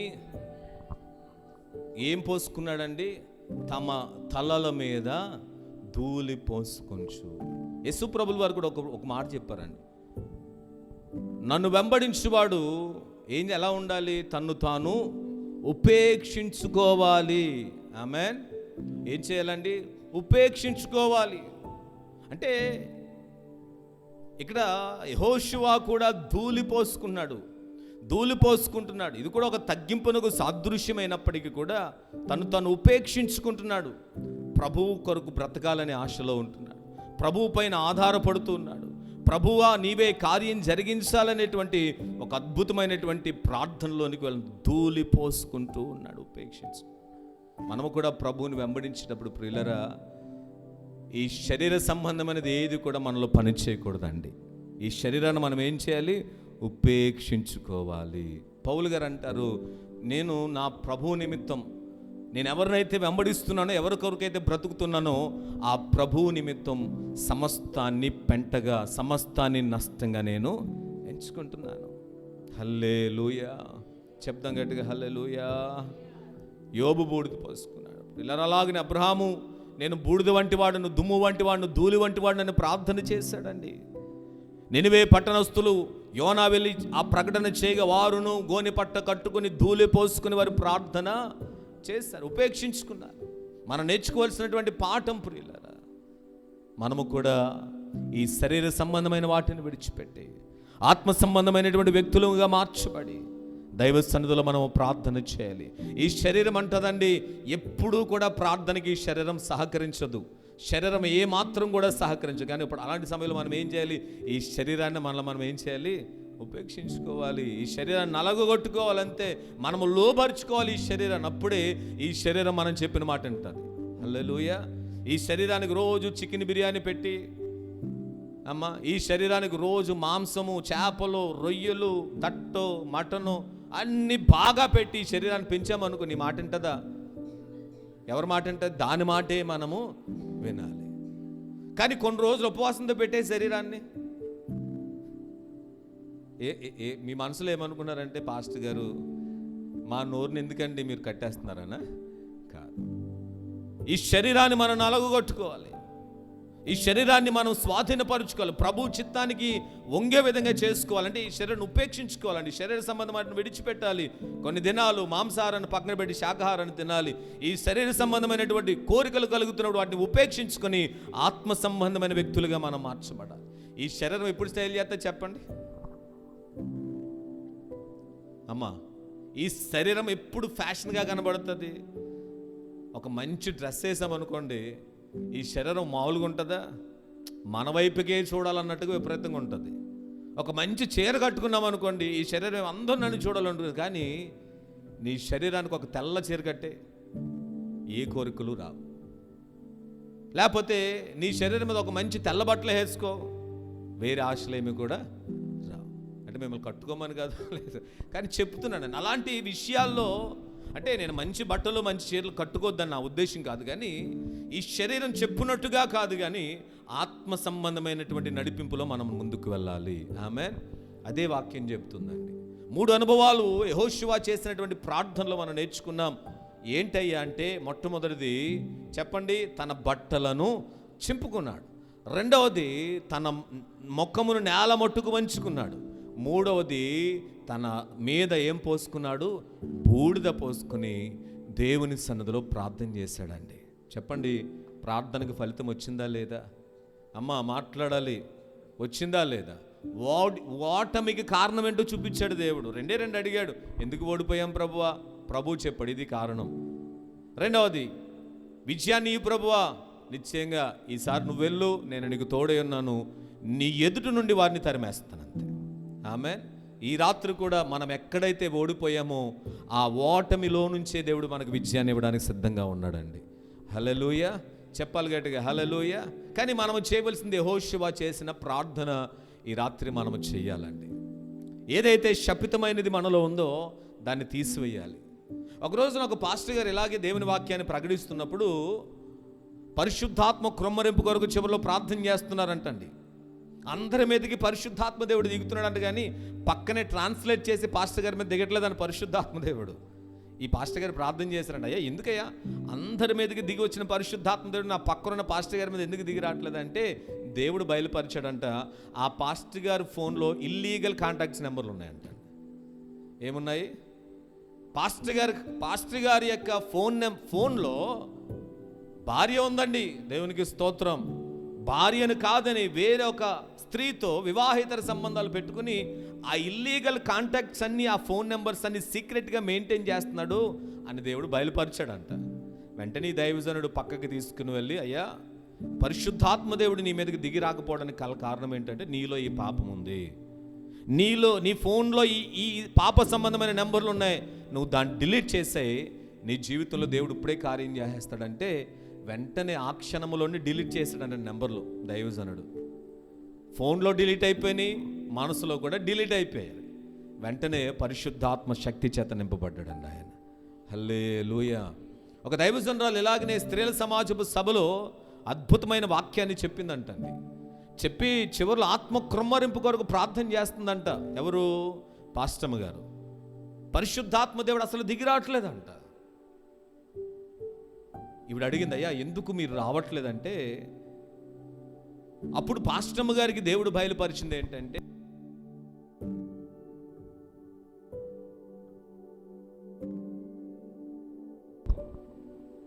ఎక్కడి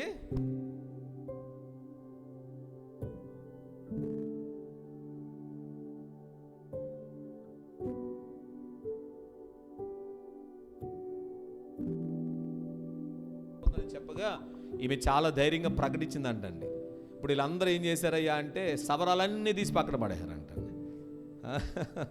సవరాలన్నీ తీసి పక్కన పడేశారు. దానికన్నా ఇంకొక మాట, జడలో ఉన్న పాపం కన్నా హృదయంలో ఉన్న పాపం చాలా ఘోరమైంది.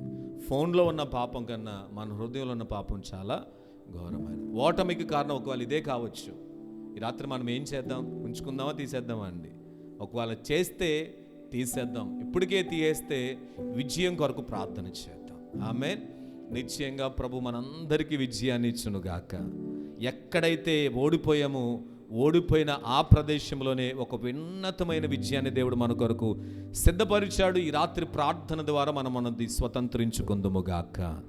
ఈ రాత్రి నుంచి నువ్వు అలాగనే యెహోషువ అలా ప్రార్థన చేస్తే నిశ్చయంగా నువ్వు వెళ్ళే ప్రతి చోట దేవుడు నీ కొరకు అద్భుతములు చేయడానికి సిద్ధంగా ఉన్నాడు. కళ్ళు మూసుకుందాం, ఉన్న స్థలాల్లో ప్రార్థన చేద్దాం. మోకరించగలిగిన వారు మోకరించండి, లేచి నిలవబడగలిగితే లేచి నిలవబడండి. నేను చెప్పిన మాట ప్రకారంగా సాగిలపడాలి అని అనిపిస్తే పక్క వాళ్ళ వైపుకు చూడొద్దు, సాగిలపడి ప్రార్థన చేద్దాం. ఇది దేవుని సన్నిధి. మనకు అలాంటి అనుభవాలు ఉంటే కనుక నేను చెప్తున్నానండి, ఎవరినైనా బలవంతం చేయను. మీకు ప్రార్థన, మోకాళ్ళ ప్రార్థన చేయండి. మీ తల నేల మట్టుకు తగ్గింది, మీ తలలు నేల మట్టుకు పెట్టుకుని సాగిలపడి దైవ సన్నిధిలో రాత్రి ప్రభు సన్నిధిలో ప్రార్థన చేద్దాం. అందరం ప్రార్థన చేద్దాం.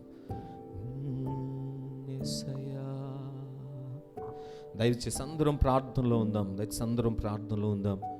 దేవుని సన్నిధిని మనం అనుభవిస్తూ, ప్రియులారా, ఈ రాత్రి నేను నమ్ముతున్నాను, నిశ్చయంగా యెహోషువకు, ఆ సైన్యానికి, ఇశ్రాయేలీయులకు ఎదురైన ఓటమిని విజయంగా ప్రభు మార్చాడు. ఈ రాత్రి నీ జీవితంలో కూడా ప్రభు విజయాన్ని ఇవ్వడానికి ఇష్టపడుతున్నాడు.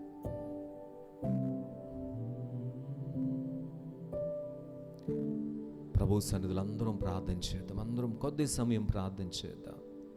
ప్రభువా, ఓటమంచులో ఉన్నానయ్యా, ఎన్నో ప్రయత్నాలు చేస్తున్నాను కానీ ఎక్కడా సఫలత లేదయ్యా. ఎన్నో విజయాల కోసం నేను ఎదురు చూస్తున్నాను కానీ నా జీవితంలో విజయం అనే ఆ పేరే ఎక్కడ వినబట్టలేదయ్యా. ఎక్కడికి వెళ్ళినా మారా అనుభవాలే, ఎక్కడికి వెళ్ళినా ముళ్ళబాటలే, ఎక్కడికి వెళ్ళినా భయంకరమైన వ్యతిరేక ప్రతికూల పరిస్థితులే అయ్యా. ఏ చిన్న ప్రయత్నం కూడా నా జీవితంలో సఫలం కావట్లేదయ్యా. ఈ రాత్రి యెహోషువను మా ముందు పెట్టారు. ఓడిపోయిన సందర్భంలో అతడు ప్రార్థన చేశాడు, బట్టలు చింపుకున్నాడు, తలను నేల మట్టుకు పెట్టుకున్నాడు, బూడిద పోసుకున్నాడయ్యా. ఆ 3 అనుభవాలను ఈ రాత్రి మాకు నేర్పారయ్యా. ఎదుగు నీ సన్నిధిలో దుఃఖపడుతున్నాం. శరీర సంబంధమైనది కాదు అయ్యా, ఆత్మ సంబంధంగా నీ సన్నిధిలో మేము కన్నీరు కారుస్తున్నాం అయ్యా. ఇదిగో నీ సన్నిధిలో సాగిలు పడుతున్నాం, మమ్మల్ని మేము తగ్గించుకుంటున్నాం అయ్యా. ఈ శరీర సంబంధమైన ప్రతి దానిని ఉపేక్షించుకొని నీ పైన ఆనుకొని ఇదిగో నీ వైపుకు చూస్తూ ఉంటున్నాం తండ్రి. ఈ రాత్రి నాకు విజయాన్ని దయచే. ఈ రాత్రి నాకు ఓ తండ్రి గొప్ప కార్యమును జరిగించున్నాయన. బ్రతుకునావ పగిలినా, కడలి పాలైనను, అలలు ముంచి వేసిన, ఆశలు అనగారినా, నీ మాట చాలయ్యా, నీ చూపు చాలయ్యా, నీ తోడు చాలయ్యా, నీ నీడ చాలయ్యా, నీ మాట చాలయ్యా, నీ చూపు చాలయ్యా, నీ తోడు చాలయ్యా, నీ నీడ చాలయ్యా. అవునయ్యా, నీ మాట చాలయ్యా. మా బ్రతుకును మార్చే నీ చూపు చాలయ్యా. మా స్థితిగతులను మార్చే నీ చల్లని నీడ మాకు చాలయ్యా. దయచేసి రాత్రి మాపై కనుదృష్టి నింపు నాయన. నీ సన్నిధిని మాకు ఉంచు నాయన.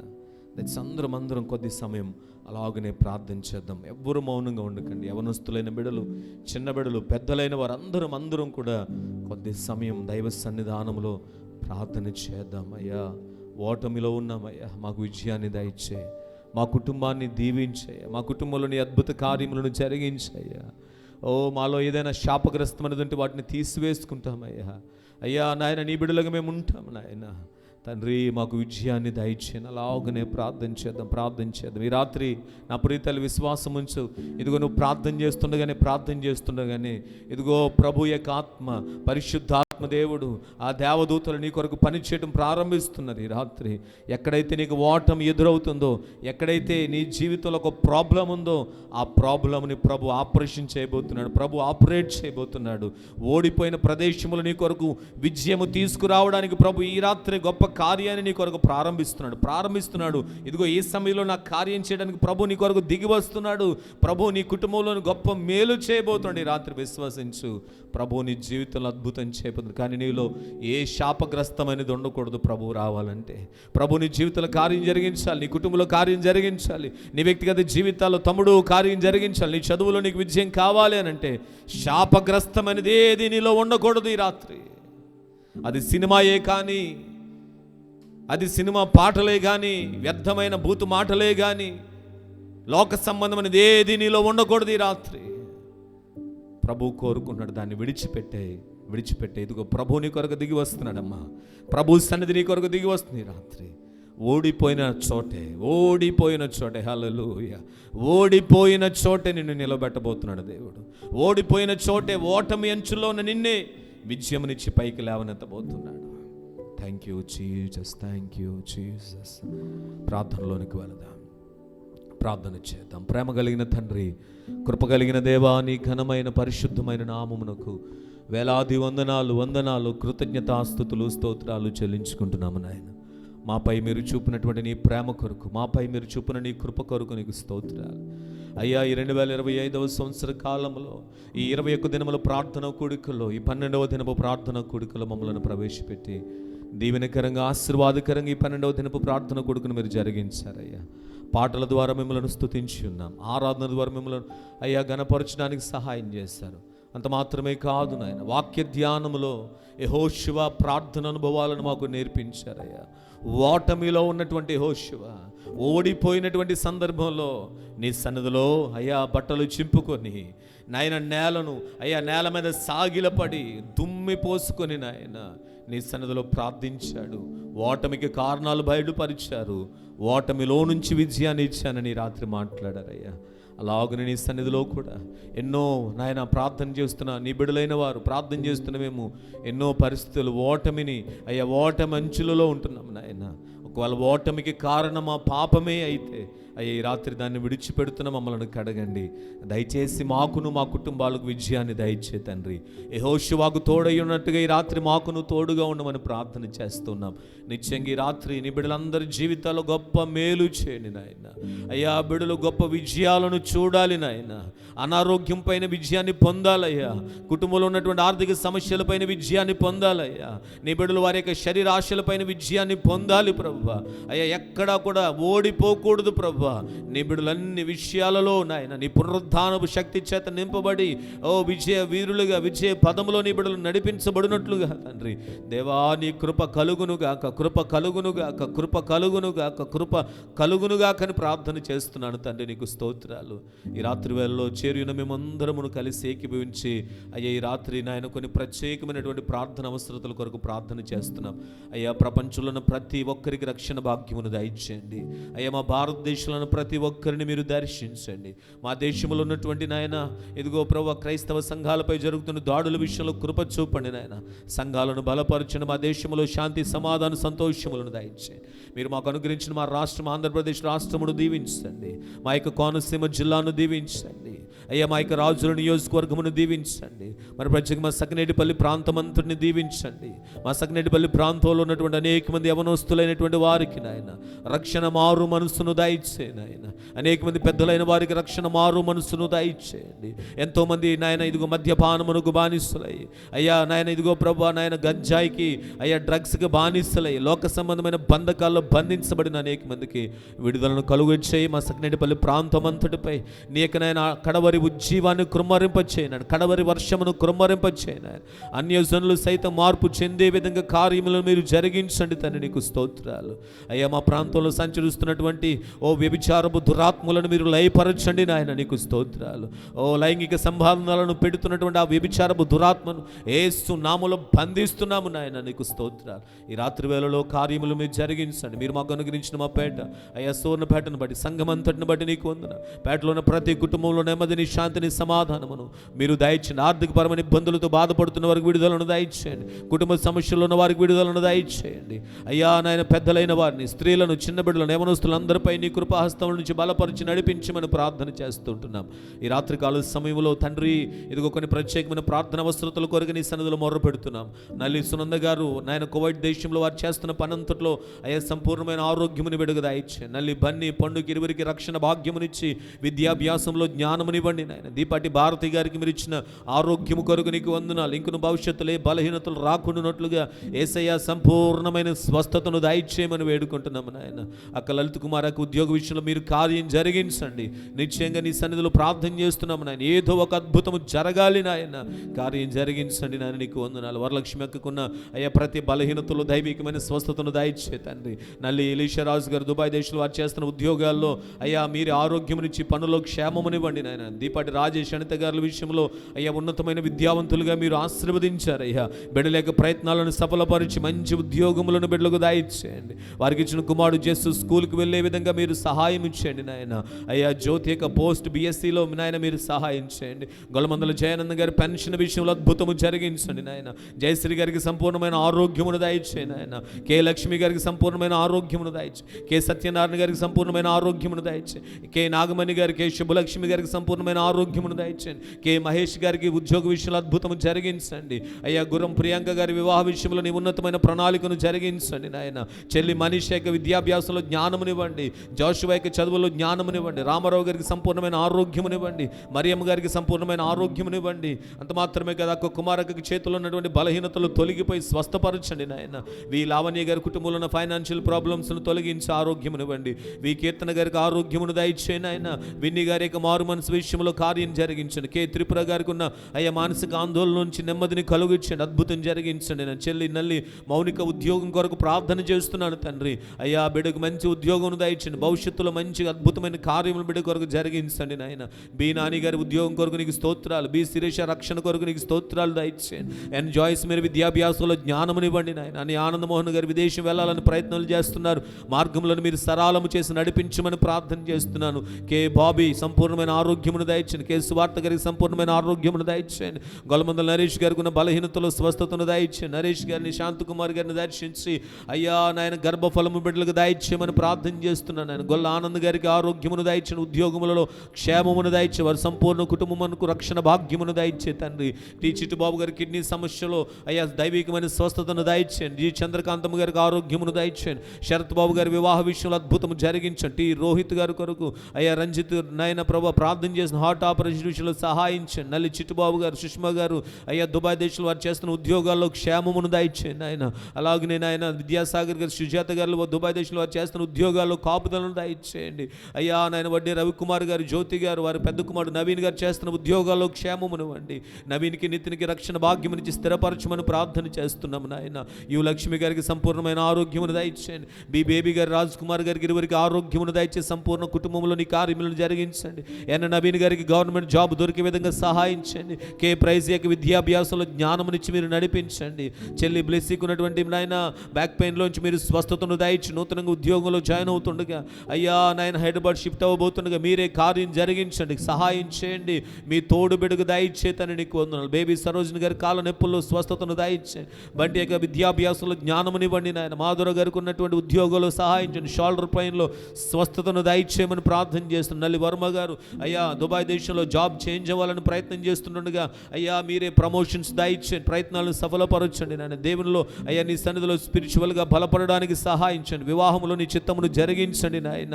అయ్యా రవికిరణ్ గారి జాబ్ విషయంలో సహాయించండి. షారున్కున్న ఫైనాన్షియల్ ప్రాబ్లమ్స్ నుంచి విడుదలను కలుగచేయండి. స్పిరిచువల్గా మీరు బలపరచండి. వాళ్ళ అన్న జాబ్ విషయంలో కార్యం జరిగించండి. తల్లి గారికి ఉన్న బలహీనతలో స్వస్థతను దయచేయండి ఆయన. ఇజ్రాయెల్ దేశంలోని సరోజాంటి కొరకు ప్రార్థన చేస్తున్నాం, ఆరోగ్యమునివ్వండి. వారి యొక్క ఇంటి నిర్మాణపు విషయంలో సహాయం చేయండి. వారి భర్త గారికి ఉన్న బలహీనతలో స్వస్థతను దయచేయండి. కుమార్తెకు ఉన్నటువంటి బలహీనతలో స్వస్థతను దయచేయండి ఆయన. హైదరాబాద్లో ఉన్నటువంటి సుదీప్తి సన్నీ కొరకు ప్రార్థన చేస్తున్నాం. అయ్యా బిడ్డలకు గర్భఫలమును మీరు దయచే అద్భుతము జరిగించండి నాయన. బన్నీ గర్భవతిగా ఉంటుండగా సకాలంలో సులభమైన ప్రసవమును దయచేయండి. కుమారి గారు దాస్ గారి కొరకు ప్రార్థన చేస్తున్న హైదరాబాద్లో ఉన్న వీరి కుటుంబమును దీవించండి. వారి బిడ్డలందరి కుటుంబాలపై నీ కృప చూపి రక్షణ భాగ్యమును దయచేయండి. ప్రత్యేకంగా రెనాల్డీ కుటుంబమును నాయన, తన భర్త వరప్రసాద్ గారిని బిడ్డలను దీవించండి నాయన. డాక్టర్ నిమిషి గారు సిసిలి గారి ఫ్యామిలీ కొరకు నీకు స్తోత్రాలు. న్యూ లైఫ్ హెల్త్ సెంటర్ అంతని కూడా మీరు దీవించమని ప్రార్థన చేస్తున్నాను. దుబాయ్ దేశంలో ఉన్న నిరంజన్ గారు వారు చేస్తున్న ఉద్యోగాల్లో క్షేమమును, ఇక్కడ ఉన్న వారి బిడ్డలు వారి కుటుంబం చుట్టూ నీకు కంచి వేయండి. కోట విజయ్ గారికి స్వస్థతనివ్వండి. జయసురత్న గారి పరిచయలు సహాయం చేయండి.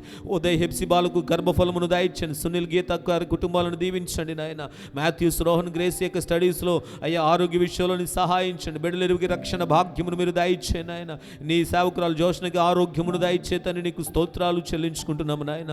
ఇదిగో మింటూ యూకే నుంచి నాయన తన బిడ్డ పెనుయ్యలకు బర్త్డే సందర్భంగా రావాలని ప్రయత్నం చేస్తుండగా ప్రయాణాల్లో మీరు ప్రయత్నాల్లో సహాయం చేసి నడిపించండి నాయన. అయ్యా మహిమకున్నటువంటి బలహీనతలో స్వస్థతను దయచేయండి. స్వరూప రిజల్ట్స్ విషయంలో అద్భుతము జరిగించండి. సాత్విక జాబ్ విషయంలో, మ్యారేజ్ విషయంలో మీరు అద్భుతము జరిగించమని ప్రార్థన చేస్తున్నాం. అయ్యా సునీతకు కుటుంబమును దీవించండి, బలపరచండి తండ్రి నీకు స్తోత్రాలు. అయ్యా కృపదాస్ గారికి ఉన్నటువంటి బలహీనతలో స్వస్థతను దయచేయండి ఆయన. సునంద పోగొట్టుకున్నటువంటి ఆ గోల్డ్ చైన్ దొరికే విధంగా సహాయం చేయండి. మా వదిన నాయన లలిత గారికి, అన్నయ్య రాజు గారికి గర్భఫలమును దయచే తండ్రి. మా అమ్మగారు లలిత గ్రేస్ గారికి ఉన్న బలహీనతలో స్వస్థతను దయచేయండి. సుగుణమ్మ గారికి ఉన్నటువంటి అనారోగ్యాల్లో స్వస్థతను దయచేయండి. మా చిన్నాన్నగారు రాజుల గారి కుటుంబమును దీవించండి. చిన్నాన్నగారికి ఉన్న బలహీనతలో స్వస్థతను దయచండి. శీలాంటికి ఆరోగ్యమును దయచండి. వారికి ఇచ్చినటువంటి ముగ్గురు బిడ్డల కుటుంబాలపై నీ కరుణ హస్తమును ఉంచండి. ప్రెస్లీ ప్రిన్స్ను ప్రత్యేకంగా బలపరిచి జ్ఞానవంతులుగా నిలబెట్టి నాయన చదువులో ముందుకు వెళ్ళడానికి సహాయించండి. రక్షణలో స్థిరపరచండి తండ్రి నీకు వందనాలు. అయ్యా బను చేస్తున్న వ్యాపారము, నీలిమ చేస్తున్న ఉద్యోగాలు సహాయం చేసి నడిపించండి నాయన. వదిన గారు రాజకుమార్ గారికి ఉన్నటువంటి ఆ కాళ్ళ నొప్పులో నుంచి స్వస్థతను దయచండి. చిట్టనకు ఆరోగ్యమునివ్వండి. వారికి ఇచ్చినటువంటి ఇద్దరు బిడ్డల కుటుంబములను దీవించండి. పెద్ద కాసుకున్న బలహీనతలో స్వస్థత, అంజలి గర్భవతి ఉన్నట్టుగా ఆరోగ్యమును ప్రసాదించండి. చిన్న కాసు కతార్ దేశంలో చేస్తున్న ఉద్యోగాలు సహాయం చేయండి. క్యారలేక చదువుల్లో నీ కృపను తోడుగా ఉంచమని ప్రార్థన చేస్తున్నాను ఆయన. అయ్యా చెల్లి రవీనాను తన భర్త కిరణ్ను దీవించండి. ఇరువురి గర్భఫలమునివ్వండి. వారి ఉద్యోగాల్లో క్షేమమునివ్వండి నాయన. బుజ్జక్క బాబు గారు చేస్తున్న పనుల్లో సహాయం చేయండి. నాగమణి గారు కుమారుడు శ్రీనివాస్ గారి వివాహ విషయంలో సహాయం చేయండి. డి చింటూ పింటి యొక్క విద్యాభ్యాసంలో జ్ఞానమును దయచే తండ్రి. అయ్యా నాయన నీకు వందనాలు. కే విలియమ్స్ విద్యాభ్యాసంలో జ్ఞానమునివ్వండి. చెల్లి అయ్యా గొలమందల స్వీట్ యొక్క విద్యాభ్యాసంలో సహాయము చేయండి నాయన. ఓ నీ కృప చొప్పును నడిపించు. తన యొక్క తల్లిగారు చేస్తున్న ఉద్యోగాల్లో సహాయం చేయండి. తన సోదరుడు బంగారు విషయంలో మీరు అద్భుతం జరిగించండి. ఇంకా కార్యములను జరిగించండి నాయన. అయ్యా గొలమందుల ప్రవీణ్ నాయన ఇజ్రాయెల్ దేశం వెళ్ళాలని ప్రయత్నాలు చేస్తుండగా ప్రయత్నాలు మీరు సఫలపరిచి కార్యములను మీరు జరిగించండి నాయన నీకు వందనాలు. జీ సాత్విక్ నాయన జాన్సన్ కొరకు ప్రార్థన చేస్తున్న విద్యాభ్యాసంలో జ్ఞానమునిచ్చి జాన్సన్కు ఉన్నటువంటి ప్రతి అనారోగ్యమును తొలగించి స్వస్థతను దయచే. అయ్యా డీనీసీకి ఉన్నటువంటి కిడ్నీ ప్రాబ్లం నుంచి స్వస్థతను దయచే నాయన. అయ్యా ఇదిగో ప్రభు తాడి బేబీ గారికి సంపూర్ణమైన ఆరోగ్యమును దయచే తండ్రి. వారికి గృహ నిర్మాణ విషయంలో సహాయం చేయండి. తాడి సాగర్ గారికి, ఆనంద్ తిలక్ గారికి ఆరోగ్యమునిచ్చి రక్షణ విషయంలో కార్యం జరిగించండి నాయన. అయ్యా గంటా మేరీ గ్రేస్ గారికి సంపూర్ణమైన ఆరోగ్యమునివ్వండి. అయ్యా సత్యవతి గారికి, సుధీర్ గారి యొక్క సంపూర్ణమైన ఆరోగ్యమునిచ్చి వారి గృహ నిర్మాణ విషయంలో సహాయం చేయండి. అయ్యా నాయన గంటా వినోద్ తమ్ముడు కొరకు ప్రార్థన చేస్తున్నాను. చేతికి కలిగిన గాయాన్ని మీరు ముట్టండి. ఆపరేషన్ లేకుండానే ఓ దైవికమైన స్వస్థత బిడ్డకి కలుగునుగా కానీ ప్రార్థన చేస్తున్నాను ఆయన. సుమాకి కూడా సంపూర్ణమైన ఆరోగ్యమును దయచేయండి. అయ్యా షారోన్లో బ్యాక్ పెయిన్లో స్వస్థతను దయచేయండి. గొల్లమందుల వేసులు యొక్క 10th క్లాస్ స్టడీస్లో బిడ్డకు జ్ఞానమునివ్వండి నాయన. తన తల్లి గారి శ్రీలక్ష్మి గారికి ఆరోగ్యమునివ్వండి. తన తండ్రి గారు కిషోర్ గారు చేస్తున్న ఉద్యోగాలు సహాయం చేయండి. అయ్యా సోదరులు సిద్ధార్థ గారికి ఉన్న లివర్ ప్రాబ్లం నుంచి స్వస్థతను దయచే తండ్రి. గొల్లమందుల ప్రియదర్శిని కొరకు, కిన్ను యొక్క కొరకు నీకు స్తోత్రాలు. ఈ కుటుంబమును దీవించి వారి బిడ్డలపై నీ కృపను ఆవరింపజేసి నడిపించండి. గొల్లమందుల ఎలీషా గారు అయ్యా నరసాపురం పట్ల వారు చేస్తున్న వ్యాపారమును దీవించండి. నూతన స్థలాన్ని కొనుగోలు చేయాలని ప్రయత్నములు చేస్తుండగా ప్రయత్నములను మీరు సఫలపరిచి ఫ్యామిలీ అంతటిని దీవించండి నాయన. కె శ్యామలరావు గారికి మీరు ఇస్తున్న ఆరోగ్యం కొరకు వందనాలు. ఇంకొన పరిపూర్ణమైన స్వస్థత నుంచి ఆరోగ్యంగా గృహం రావడానికి సహాయం చేయండి ఆయన. అయ్యా కిరణ్ గారి యొక్క హార్ట్ ఆపరేషన్ విషయంలో సహాయం చేయండి. హేమలత రాజు గారి కుటుంబమును దీవించండి, పరిచయను దీవించండి. సన్నీ జాయ్ యొక్క చదువులో సహాయం చేయండి నాయన. ఇదిగో రమేష్ కుమార్ గారికి, రత్నకుమార్ గారికి ఇరువురికి ఆరోగ్యం ఇచ్చి వారి అవసరతలను తీర్చండి నాయన. మౌనిక కొరకు, రాహితి కొరకు వందనాలు నాయన. వారికి మంచి ఉద్యోగాలు స్థిరపడినట్లుగా సహాయం చేయండి. పంగిడిలో ఉన్నటువంటి గంగాజలం గారికి ఉన్న బలహీనతలో స్వస్థతను దయచేయండి. లక్ష్మి తులసి గారికి ఆరోగ్యం ఇవ్వండి. సతీష్ గారి ఫ్యామిలీ కుటుంబం అంతటిని దీవించండి. వారు గృహ నిర్మాణ విషయంలో సహాయం చేయండి. కుటుంబం అంతటికి రక్షణ భాగ్యమునివ్వండి. ఝాన్సీ గారి కుటుంబంకి రక్షణ భాగ్యమునివ్వండి. అయ్యా మైలబత్తులు రమేష్ గారికి, మైలబత్తులు సుమా గారికి ఇరువురికి ఆరోగ్యములు ఇచ్చి సుమా ఉద్యోగ విషయంలో సహాయం చేయండి. అయ్యా యశస్వికి నీ కృపచేత నడిపించండి. నేను సూర్యబాబు గారికి ఆ రక్షణ భాగ్యం ఆరోగ్యమునిచ్చి ఉద్యోగంలో సహాయం చేయండి. ఎన్ సుధాకర్ గారికి రక్షణ మారు మనసును దయచేసి ఆరోగ్యమును ప్రసాదించండి నాయన. ఎన్ జూలియమ్మ గారికి ఆరోగ్యమునివ్వండి. ఎన్ పద్మ గారికి ఆరోగ్యమును దయచేయండి. ఈ నయము గారి విద్యాభ్యాసంలో సహాయం చేయండి. నోవా విద్యాభ్యాసంలో జ్ఞానమునివ్వండి. మనరత్నం గారికి ఉన్నటువంటి బలహీనతలన్నిలో స్వస్థతను దయచేయండి. నల్లి ప్రసన్న గారి కుమారుడికి ఆరోగ్యమునివ్వండి. అయ్యా దిడ్ల శిరీషకి ఆరోగ్య విషయంలో సహాయించండి. దిడ్లను అయ్యా డి అనుషకు నాయన మంచి ఆరోగ్యం ఇచ్చి కుటుంబమును దీవించండి నాయన. అయ్యా బీరా మనిష చేస్తున్న పనిలో క్షేమమునిచ్చి నడిపించండి. నల్లి శివ గారికి చిన్న కుమారుడికి ఆరోగ్యమునివ్వండి. అనంతపురంలో ఉన్నటువంటి మేరీ టీనా దర్శన కొరకు ప్రార్థన చేస్తున్నాం నాయన. దర్శన విషయంలో అద్భుతం జరిగించి ఆరోగ్యమును ప్రసాదించండి నాయన. స్టీఫెన్ రాక్ గారు దైవజనుల కొరకు ప్రార్థన చేస్తున్నాం. వారి కంటిలో ఉన్నటువంటి సమస్యలో స్వస్థతను దయచేతని నీకు వందనాలు. చప్పలు చిరంజీవి గారి కొరకు ప్రార్థన చేస్తున్న సంపూర్ణమైన ఆరోగ్యమునివ్వండి. దీపాటి సుశీల గారి కొరకు ప్రార్థన చేస్తున్న గుండె దడ నుంచి సంపూర్ణమైన స్వస్థత ఆరోగ్యమును ప్రసాదించండి నాయన. దీపాటి పాలరాజు యొక్క ప్లేస్మెంట్ కొరకు ప్రార్థన చేస్తున్న సహాయించండి నాయన. మరియమ్మ గారికి ఉన్నటువంటి అనారోగ్యాలు ఆరోగ్యమును దయచే తండ్రి. అయ్యే దీపాటి అనసూయమ్మ గారికి ఉన్నటువంటి బలహీనతలో స్వస్థతను దయచే తండ్రి. రజిత గారి కొరకు నాయన, తన కుటుంబం కొరకు నీకు స్తోత్రాలు అయ్యా దీవించండి నాయన. ప్రభా సూర్యకాంతం గారి కొరకు, ప్రశాంత్ వివాహం కొరకు నీకు స్తోత్రాలు కార్యం జరిగించండి అయ్యా నాయన. దాయం సన్ని ఉద్యోగ విషయంలో అయ్యా కువైట్ దేశంలో అద్భుతం చేయండి నాయన, మేలు చేయండి నాయన. అయ్యా ప్రసాద్ గారికి ఉన్నటువంటి బలహీనతలు ఆరోగ్యమును దయచేయండి నాయన.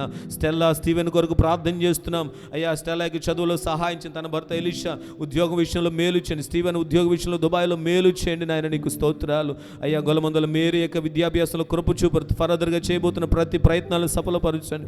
విజయబాబు చేస్తున్న ఉద్యోగాల్లో ప్రమోషన్స్ రావడానికి సహాయం చేసి నడిపించండి తండ్రి, నీకు వందనాలు అయ్యా. జీవమణి గారిని మీరు బలపరచిన వారికి ఉన్న బలహీనతలలో యేసయ్యా మీరే స్వస్థతను అనుగ్రహించమని ప్రార్థన చేస్తున్నాను తండ్రి, నీకు స్తోత్రాలు అయ్యా. వనితాంటి కొరకు ప్రార్థన చేస్తున్నాను. దూరదేశ బలాలను ప్రయత్నములు చేస్తుంటుండగా అయ్యా వనితాంటి విషయంలో కూడా మీరే మహిమ గల కార్యములను తండ్రి అయ్యా మీరు జరిగించమని నీ సన్నిధిలో వేడుకుంటున్నాము నాయన. అయ్యా గొప్ప దేవ, అద్భుతములను చేయు దేవా, ఆశ్చర్య కార్యములను జరిగించు దేవా, నీకు స్తోత్రాలు. ఈ రాత్రికాల సమయంలో ఎవరి నిమిత్తమైతే మేము విజ్ఞాపన చేస్తూ ఉన్నామో వారందరి విషయాలు ఈ రాత్రి అద్భుతమును మీరు చేయబోతున్నందుకు వందనాలు నాయన. అయ్యా ప్రజ్వల ప్రార్థన మందిర పరిచయలను కూడా దీవించండి.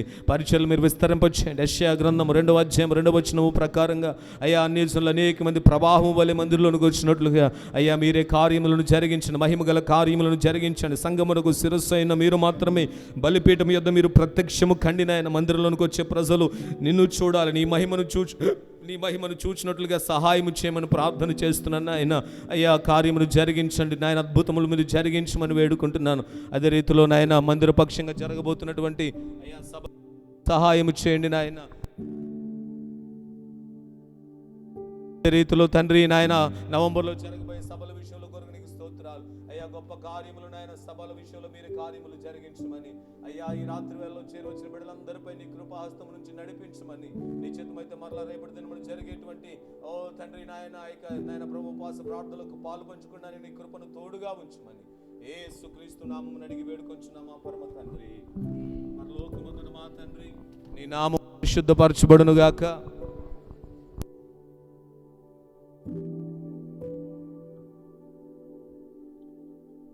అపరాధము చేసిన వారిని క్షమించిన ప్రకారం అపరాధములను క్షమించు.